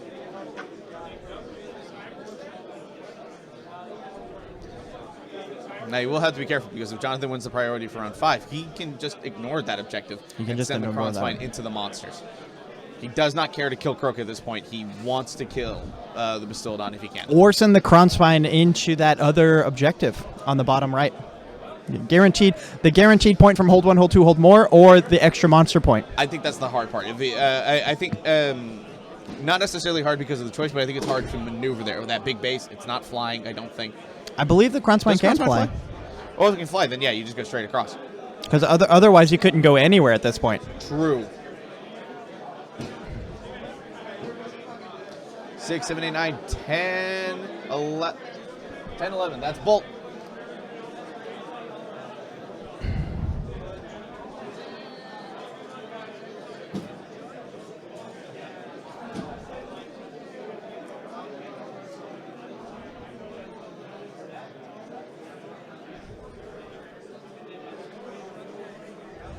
They're resolving the Azure Bolt, by the way. The Cosmic Engine roll. Yeah, obviously into those Mortek Guard, trying to just remove them so that point is going to be easier to take. Yep. Choosing to do every unit within 12 inches. That's an enemy unit, so either the Mortek Guard and Mortek. Not Mortek, yeah. Or Catacross and Mortek Guard. That's a 4. No 1. Oh, I guess Kronspine too. Kronspine within 12?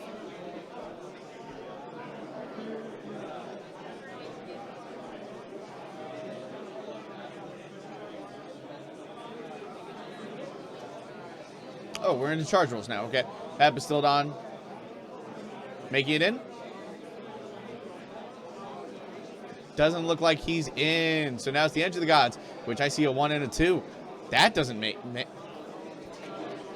I don't know if that makes it in. I don't think a 3 makes it in for the Edge of the Gods. I don't think he tried. He failed his charge with the failed Bastildon. his He may have failed with the charge. Edge of the Gods, too. Wow, that would... Oh, my God. That would change this game drastically. That's huge.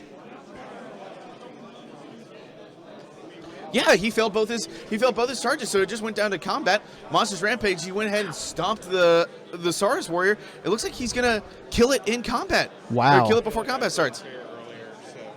What? I gave Eli some central touches, but not you. Oh, thank you. I am now receiving my central back touches. Good. Clifton doing very nice central back touches. Thank you, Clifton.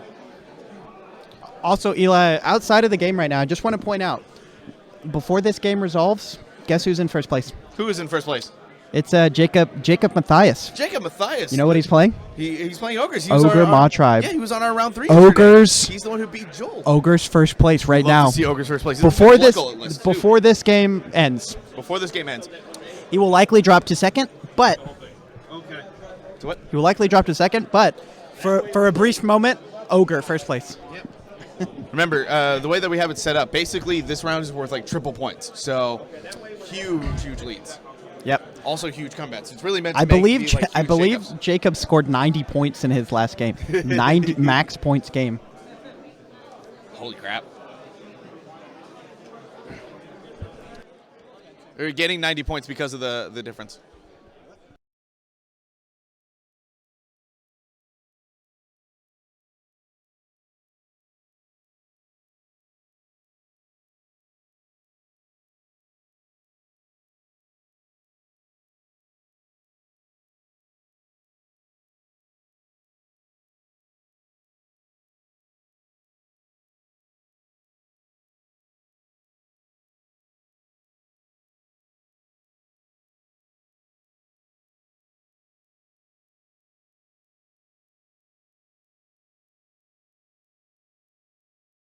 Go talk to him.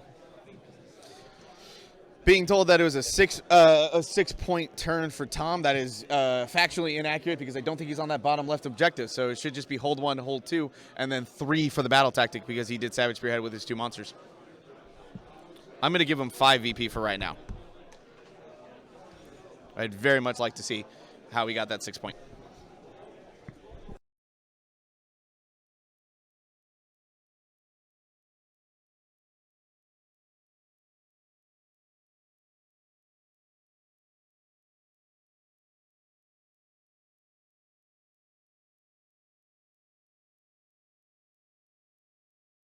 Hold 1, hold 2, hold 1. Guys, about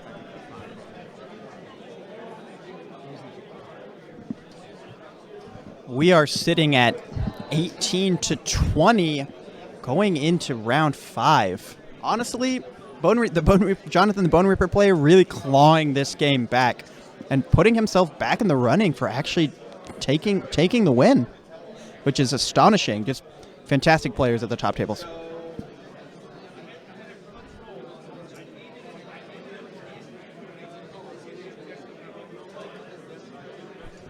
Hard to tell on our camera, but those 2 monsters are within 6 of that objective. So he has the center one, the top right one, and the bottom right one. So hold 1, hold 2, hold more, and his battle tactics. So Wow. 21 to 18. Fantastic.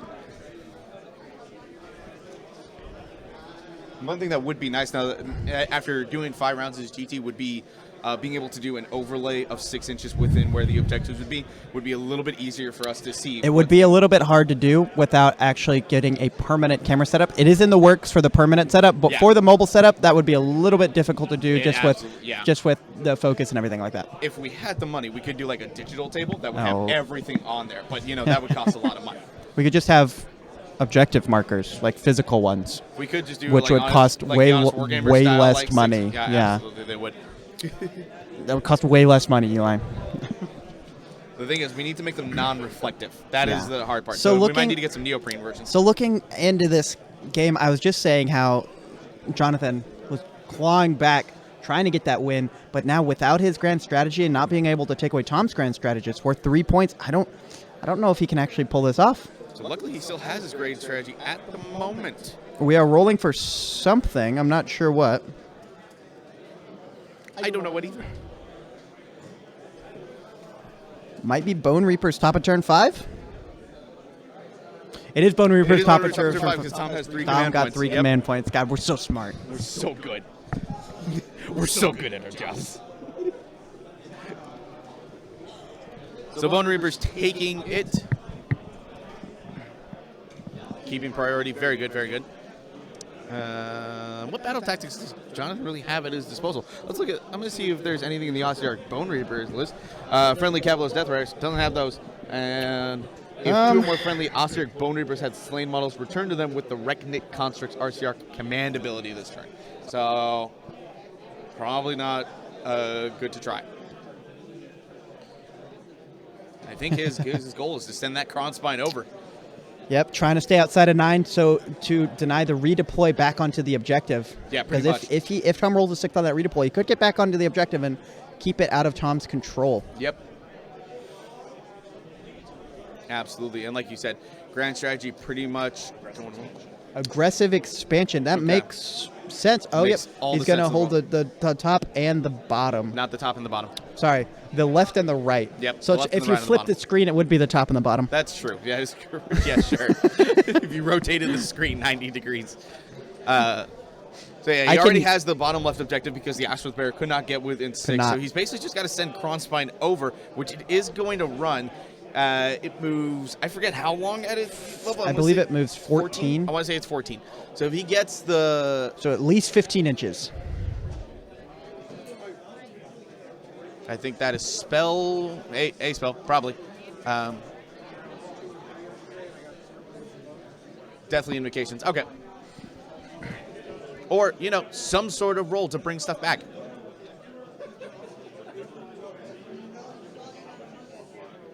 He's pointing at his Bone Titan Nexus, which means he probably did some ability with it. The abilities I don't know, so I've basically commented on it 0% this game.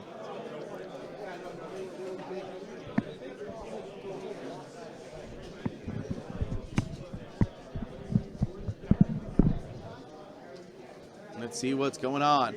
At the moment, because like we mentioned multiple times, hold the line is the grand strategy for Jonathan, and it is round 5. He is going to try to get as many of them back as possible and then probably retreat them to hell away.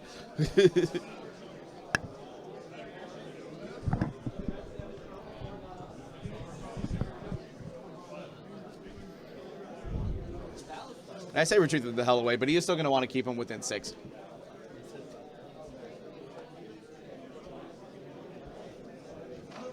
Because he still wants to tow on to that objective.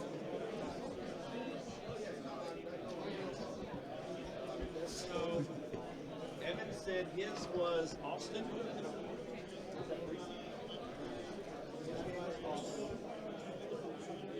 And Ryan was his game 2 red stop. Say that again?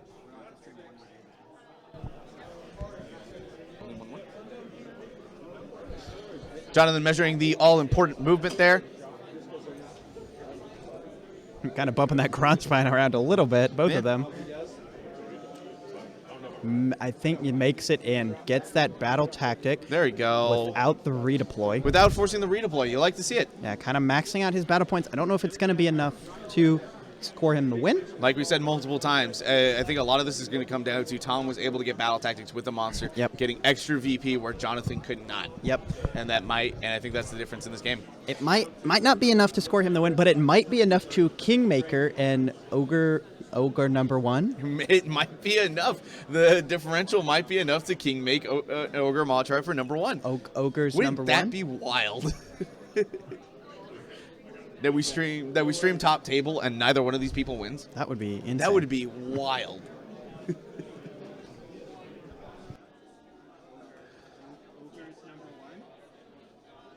So, if my differential. So, I won by 10. What unit is this that he has left over here? Oh, he's moving. Oh, I'm going crazy. It's been a long 2 days. He is just moving those So yeah, those are just Mortec Guard, my dude. moving those Mortec Guard over to make sure he can maybe keep control of that objective.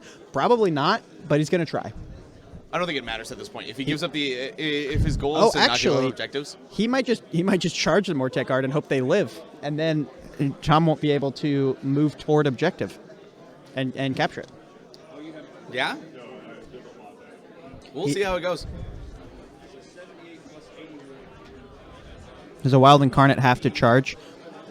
That is a good point. The Wild Incarnate, if it's within range, it has to try. It has to charge if it can. So Eli, could you? I think so. I could think it you does go? have to charge Could if you it go can. ask Pitgrot Brian? I will, because he. And see if that is in range to charge. We are checking because that is an excellent catch. Thank you very much.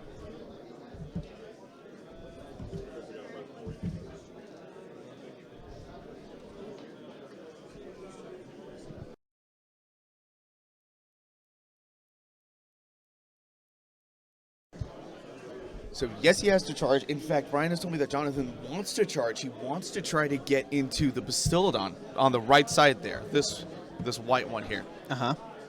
Because his base is large enough that he can get into... if he charges the Bastillodon, he can Oh. still be within 6 of the objective. That is true. Okay. Yep. Do we know the charge range? It must be something high. Oh, it's probably a 12. He probably needs some box current. But he gets to reroll. That is true. And he has made sure he controls that bottom left, that Astralist Bearer. Doesn't count for more models than Arcan. No, it doesn't. No, it does not.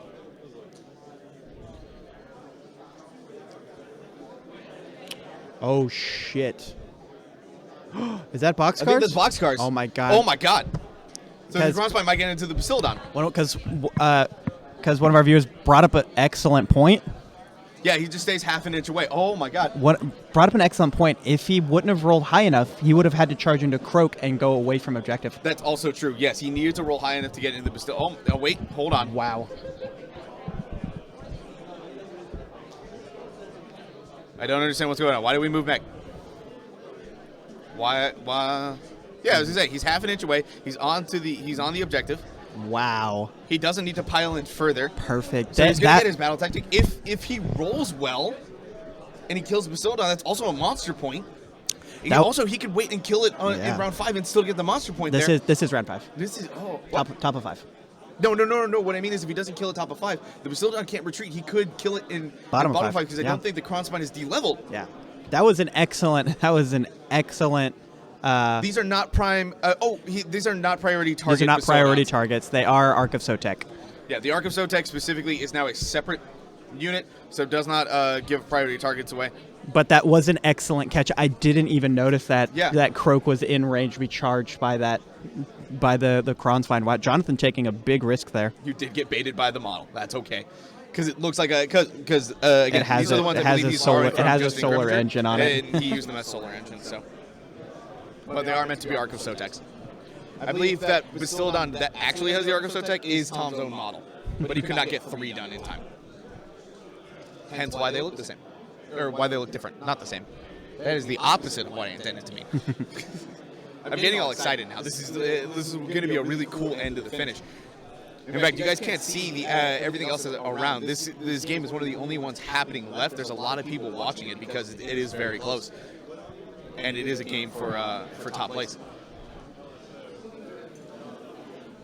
He's not going to be able to stop the grand strategy, but he is going to try to hold off as much as possible. Yeah, he's trying to tie everything up, trying to hold as much as possible. If one more check guard and Cavalos live, or sorry, Catacross, they sound similar. I think he holds that top left objective. He does hold the top left objective. At this point, I don't think he cares about the middle objective. He's going to let the Edge of the Gods. He's going to let the Edge of the Gods and the Bastillodon. He needs Catacross to live through this so that Tom only has hold 1, hold 2 next turn. That is true.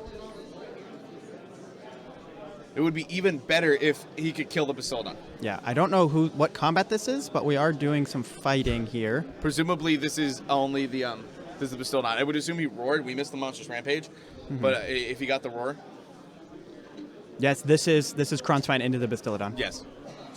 1 damage so far. That's a 6, presumably on the save. That's not what Jonathan wants to see here. No, he needs it to go down.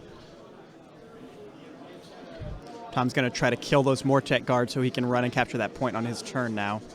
Yep. What he needs the Bastiladon right now to do, he needs it to whiff.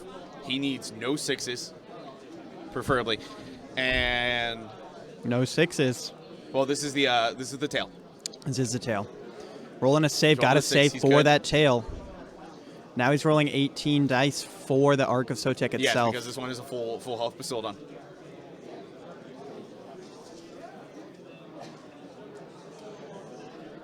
I see 3 6s. May just be 3. No, I don't think there were any 6s. There's actually. no 6s actually, and this is the hit. All right, rolling. Yeah, no 6s. Just the. Wow. So getting the 4s because there's no rend on those attacks. Only, Oh no. only 2 die. No, none die. None die. No rend. 4 up save for the Mortek 4 cards. up save for no the 6s Mortek. on I the thought they were on a. mortal I thought they were on a 5 up wounds. save. No, they're on a 4 up. Are you sure? Oh, they are on a 4 up save. Wow. Okay, so no Mortek It's guard typically died. 4 up Wow, rerollable. this Yeah. is everything's coming up, Jonathan, right now. He made that ludicrously long charge he needed to get into the Bastiladon. Yeah. He's not losing any Mortek guard. Which is huge. He needed to keep them this round or this turn to have a chance at killing the next turn. Again, he's not going to take the grand strategy away from Tom, and his best chance at taking this game is to also have his grand strategy. If he doesn't get his grand strategy, then it doesn't matter how close the score is. Well, I think did those Mortek guard are part of his grand strategy. They didn't die. That's what I'm saying, yeah. Oh my goodness. Yeah.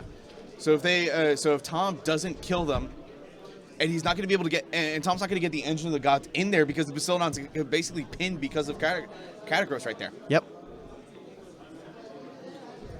So the Engine of the and the Saurus Warrior. So the Engine of the Gods is going to have a hard time. There's the Mortek guard fighting into the Saurus Warriors, taking out a bunch of them.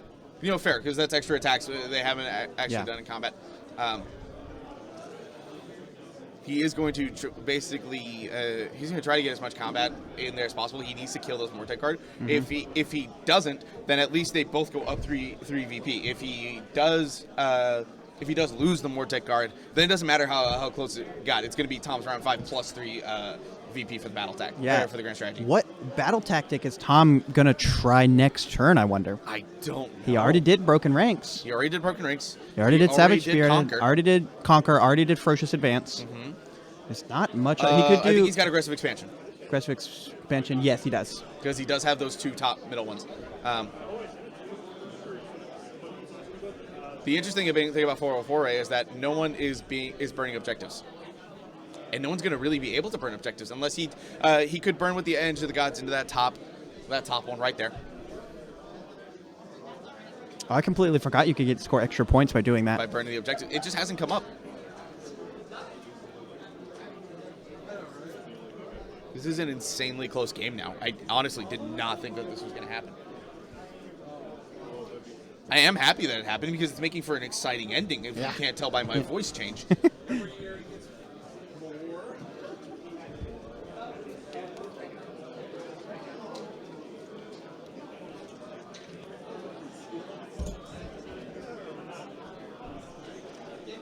I think this is the Bastiladon into the Kronspine still. They're talking about how I didn't think this was going to do anything or kill the Kronspine. It was like, yeah, no. Oh, and that was the handshake. They conceded. Kronspine exploded. Yeah. They rolled it to save because he did 7 wounds, rolled 6. Okay, so Kronspine was de-leveled at some point during the game. We missed it. Kronspine loses it, which means he doesn't get the battle tactic. Jonathan rolling a really low 6 on 3d6. And that is the concede from OBR. Yeah, losing the Kronspine here, mathematically he shouldn't have, but that does take away the 2 VP that he needed. That was it.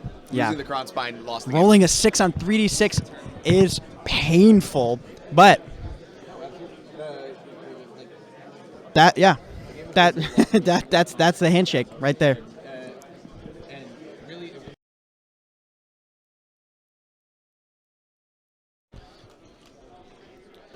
what an insane game. Wow. Presumably, Tom is at the very least going to get 1, 2 more, and assuming he did aggressive expansions at 26, 1, 2, 3. to be at 29 for Grand Strategy. And Jonathan may or may not be at 23, depending on if the Actually, Mortek guard can 30. die. Crossbind going down is a battle. You already gave it to him. No, for killing a monster. Yeah. Did I?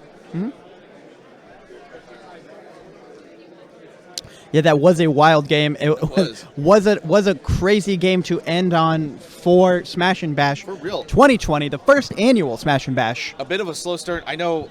We and a lot of people in chat kind of thought this game was pretty much belly up for Jonathan. Yeah. Like, to start, we thought he should have been more aggressive in the bottom of one. He lost the Leech Cavalo, so that crossbind was locked way into combat way earlier than he wanted it to be. I think he had a real chance if he wouldn't have rolled so low on 3d6. That's insane. Yeah, if he had rolled an 8 or higher, which you should be able to do on 3d6 pretty more often than not, then he gets another 2 VP for another 2 VP for aggressive expansion. He keeps that Bastillodon locked. He has a chance to kill it next round for another game. This ended up being ended up being wild. Jonathan really clawed himself back up to victory. I know that score says that he lost by 9, but the game ended up being way closer than what that score looks. Depending, he might have only lost by 6 or 9, depending on if he didn't get his grand strategy or not. That's fair. If the Mortek guard lived, then he only lost by 6. If they die, he loses by 9. But that score.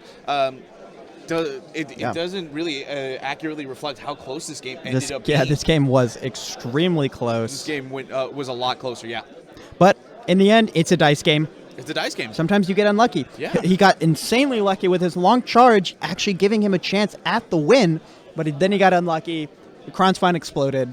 Yep. And that was the game. Tom's list. Going 5-0. Yeah. Make sure you guys don't go anywhere, by the way. We are going to go and round up a couple of our fantastic TOs just to make some announcements, have a little chat with y'all. They've been working diligently to make Smash and Bash 2022 We're amazing. Very glad you guys stayed so far, and we hope just stick with us until we actually finish. Yeah, stick with us for a little bit longer. We'll get some announcements. But thank you for sticking with us. We are going to go and round up our TOs right now. They're right here. To get some announcements. Very far. Yeah. But we can't have Spencer and Jeff. We're gonna turn it over to our amazing, probably tired TOs who made the event wonderful, and let them chat with you guys for a little bit. I know.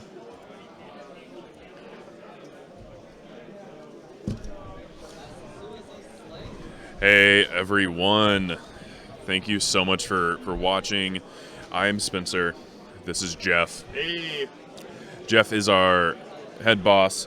We have head judge Matt right behind me, and I have been helping run the scoring as well as making sure all of the stream works as well as possible, minus this whole flickering on the camera there. So I just want to say thank you to everyone for watching.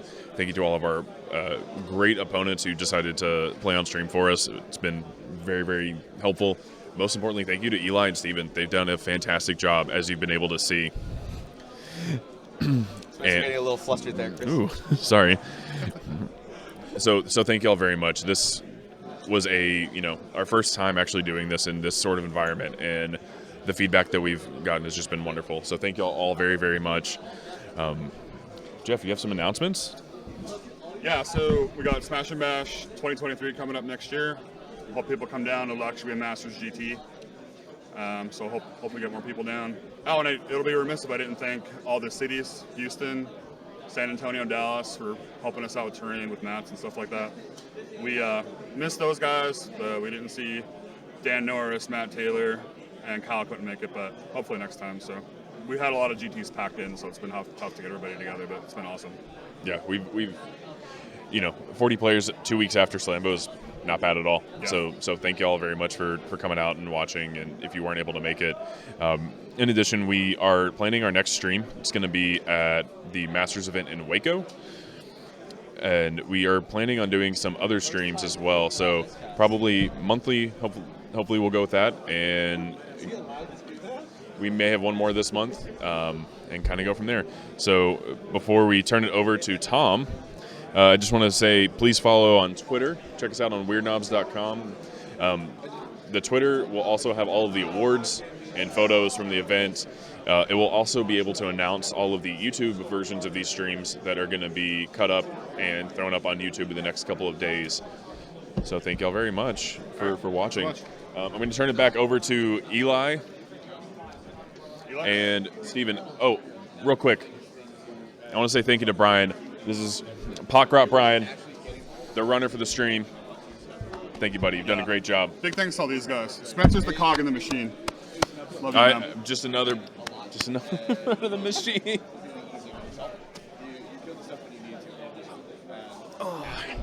All right, y'all. And with that, I think our stream, our Smash and Bash 2022 stream is done. I think this is the end. Yeah. You Not don't the end even of us, have though. you don't even have to do the spiel. Spencer already did it. Yeah, I heard. He did And- a fantastic job. I just want to reiterate what they said. Thanks for coming out and hanging out with us. Please come out and continue to hang out with us when we do our streams. We're going to be doing another one, at least one more this month. At least one more this month. Hopefully more. It was such a blast getting to run it. We missed all our people who couldn't make it. Again, Yep. we understand. It was 2 weeks after Slam, but it was great. And it was fantastic. Sure. Oh. We're gonna try to get Tom on. We're going to try to get Chamam to try to discuss. Yeah. We're going to get Tom, who is probably the winner. I believe I was told that he was the winner. Yes. Oh wow! All right, I'm gonna hop out and let you chat with him since you Sure. are a Seraphon player. Yeah.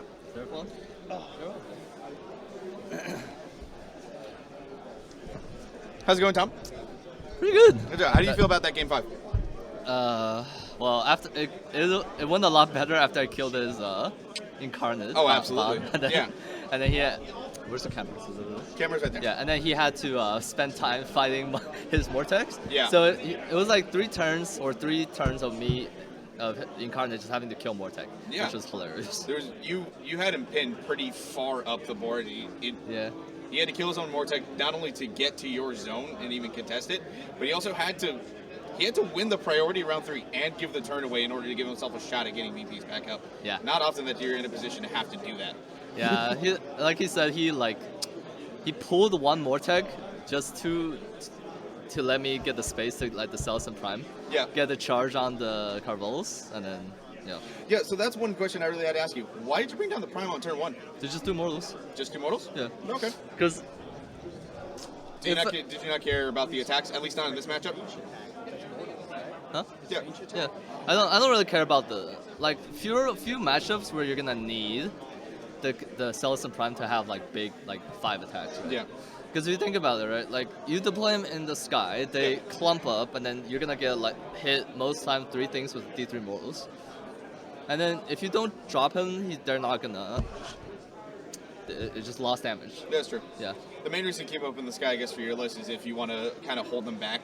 If Yeah. they're afraid of the deep strike move, Yeah. depending on, and that depends on how they play kind of turn Yeah. 1, If they don't commit, I'll just keep him in the sky, and I don't do it. Because I can passively score more than most people. Because I can ferocious advance, I can savage spearhead, and then Yeah, that was a lot of what we were talking about turn 1. You just adding separation early on because your first 2 turns, battle tactics with monsters get extra VPs. The list is super really good for that. Yeah. And then Because you're not doing a lot of shooting. Yeah. I don't. My shooting's range 8. Yeah, and then exactly. 5s and 4s. It's all javelins. Yeah. So. And it's the list doesn't spike much. It's very consistent. The attacks are either 5s and 5s or 5s and 4s and some skinks. You're really just hoping to spike those 6s on from the Arc of Sotek in combat. Yeah. We need you to wear this while you're on the stream. Thank you. Tom winning the first ever belt for Smash and Bash. Yeah. It's super awesome that you've been coming around to Texas over the last year. Yeah. How do you like playing in Texas? It's pretty nice. This WarGamesCon has always had a very chill vibe, even back before COVID. I really like this one. So Did you used to come play 40K or War Machine here?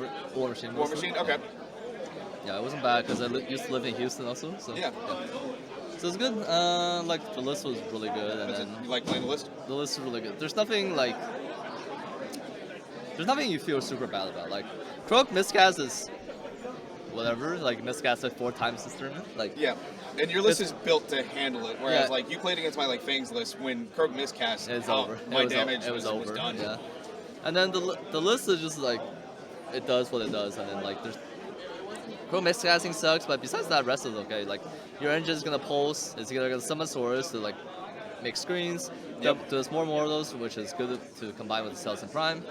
And then there's a lot of cool things. And you're not bleeding VPs because you are bringing Arcs of Sotek, which Yeah. aren't priority targets. And then you can just like this mission very flurry. You could put the temple up like to. Oh, between- absolutely. I between thought two that was pieces. a genius move that And then- you did to screen it out. And then the incarnate can't fit because the building they're Yep. between two buildings, so two defensible structures. Like, he did a smart thing to blow one up because I had Croak there turn one. It was an arcane building.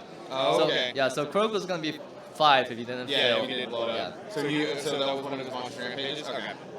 The monster rampages were one of the hardest things to track, so Yeah, for sure. interesting to know that he did blow up that left defensible terrain. Yeah. Yeah, it was good. And then he actually hanged pretty even with in the magic phase because he had the obelisk to make my -1, and then Ah, okay. and then the Archons already has 3 unbinds on 2, so he can Yep. he stopped like a lot of spot spells. Yeah, I was surprised to see that. I wouldn't expect that from OBR, but Yeah. it makes sense as you kind of It's spelled back to the +3, so that's good. And, Yep. Yeah, it turns out uh, +2 on your War Scroll, +1 yeah. from an Allegiance ability. Pretty solid. Yeah.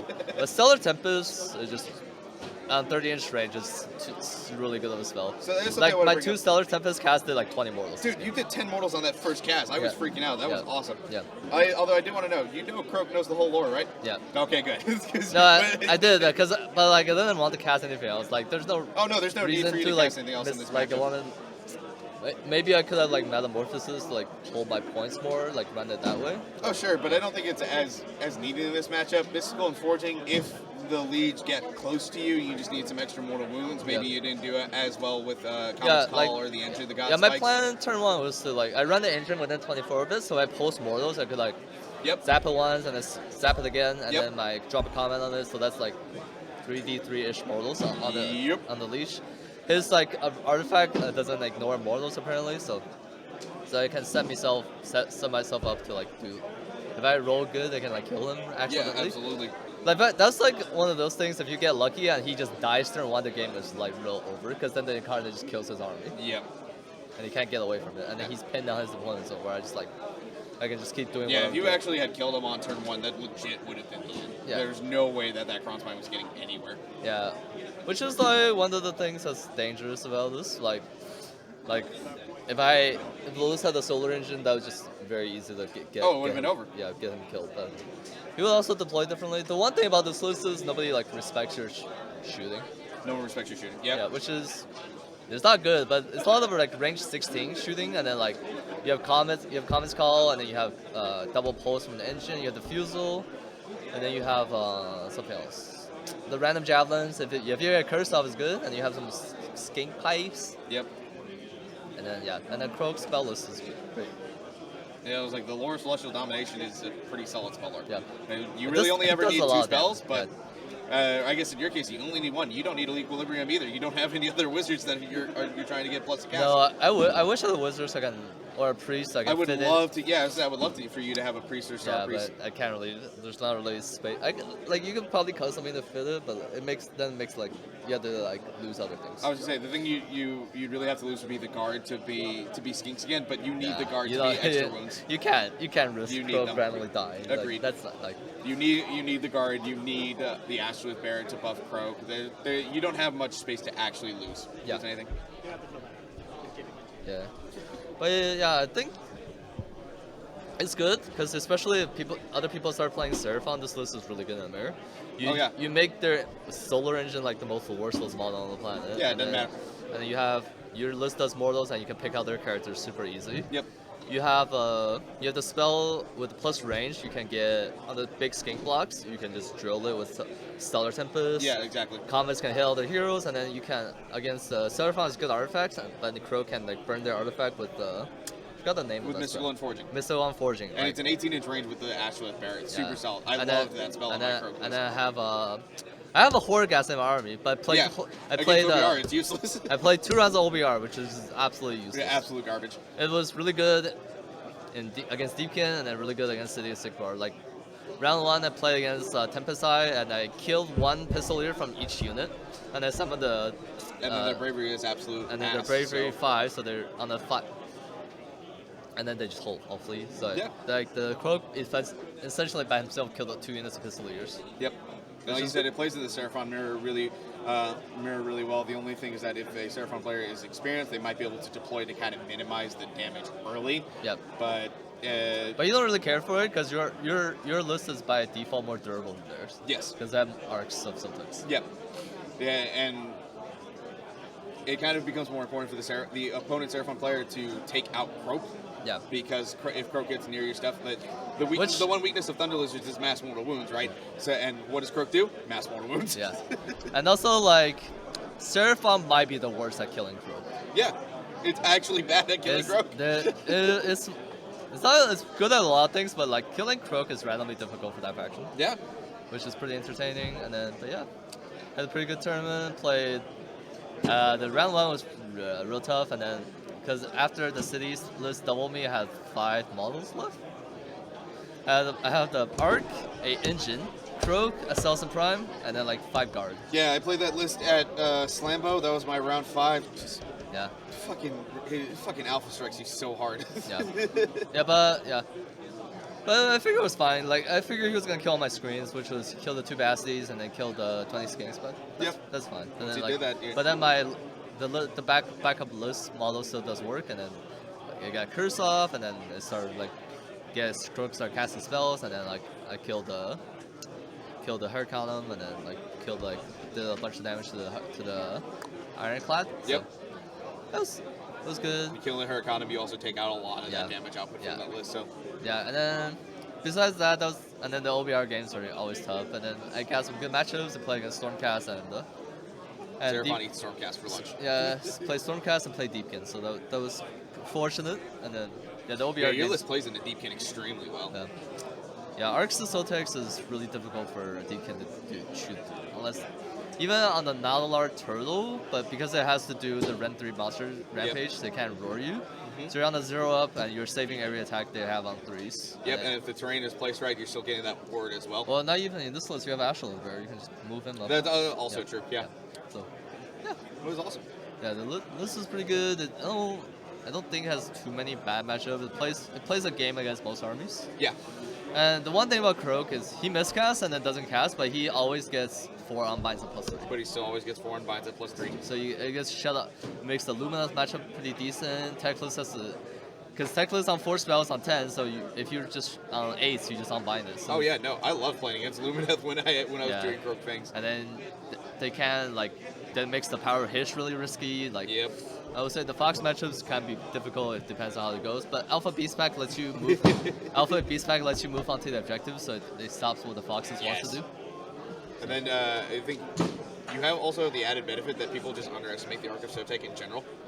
It's not. I mean, it's very not impressive model, but it does its job really well. It sits there, and then once the combat, it does around 2 damage and 3 mortals. I said that sounds like an underestimation to me from opponents. It's not a solar engine, so they're not worried about it shooting, and then they don't realize, hey, it can still shit out mortal wounds. Yeah, it just but my favorite thing about that model is the 3-inch melee. The 3-inch melee on the Arc is the best part. Yeah. That thing is in that game was just like in that game it just randomly did some random damage and it left Arc on 1, and then I was almost able to pile in with the Arc and just kill them. Okay. But like sometimes I don't even correctly estimate how much damage I do. So like and then he said like his Archon's on 1. I was like, oh, I should have put slightly more effort and he would have died. Yeah. That was good. That's awesome. Well, we appreciate you coming down, Tom. I think it looks like everything's about to wrap up, so we might hit awards. So I think we're going to go ahead and just get off here. Yeah. Thanks. Awesome. I'll see you in July, presumably, right? Oh, yeah? Yeah. For sure. We'll see you at Masters, my man. Tom is an awesome guy. Been cool to kind of get to know him over the last few months. It was very cool to see him come down. He really likes coming to play in Houston. I can almost think Gavin meeting Gavin at like a out-of-state tournament kind of turned him onto the scene here in Texas. Although to be honest, with how much Tom travels, he probably would have found his way here at some point anyway. Also, by the way, thank you, Wrath's Reach. I'm glad you enjoyed the game. I hope you had a great day too, if you're still around. Yeah, glad everybody had a good time. Actually, I think we're going to try to wrap it up here, Eli. There's only 48 hours in a weekend, and we've been streaming for 18 of them. God, has it really been that long already? It's been that long already. And I'm not going to lie, very happy to see Mike Croak win a tournament. in better hands than me. Yeah. Technically, you're part of this victory. I am part of this victory in spirit. Thank you, Joel. All right. Well, everybody, I think we're going to wrap it up. We're going to be streaming at least one other day this month, hopefully more, and we hope to see you there. But in the meantime, thank you. Would love to stream games, mate. Might be painting, but Steven's right. Yeah. Thank you for coming out. We will see you next time. Bye-bye. And now I got to do the awkward thing where I go and find the end stream button. Bye, everybody. Actual bye-bye. Bye, everybody.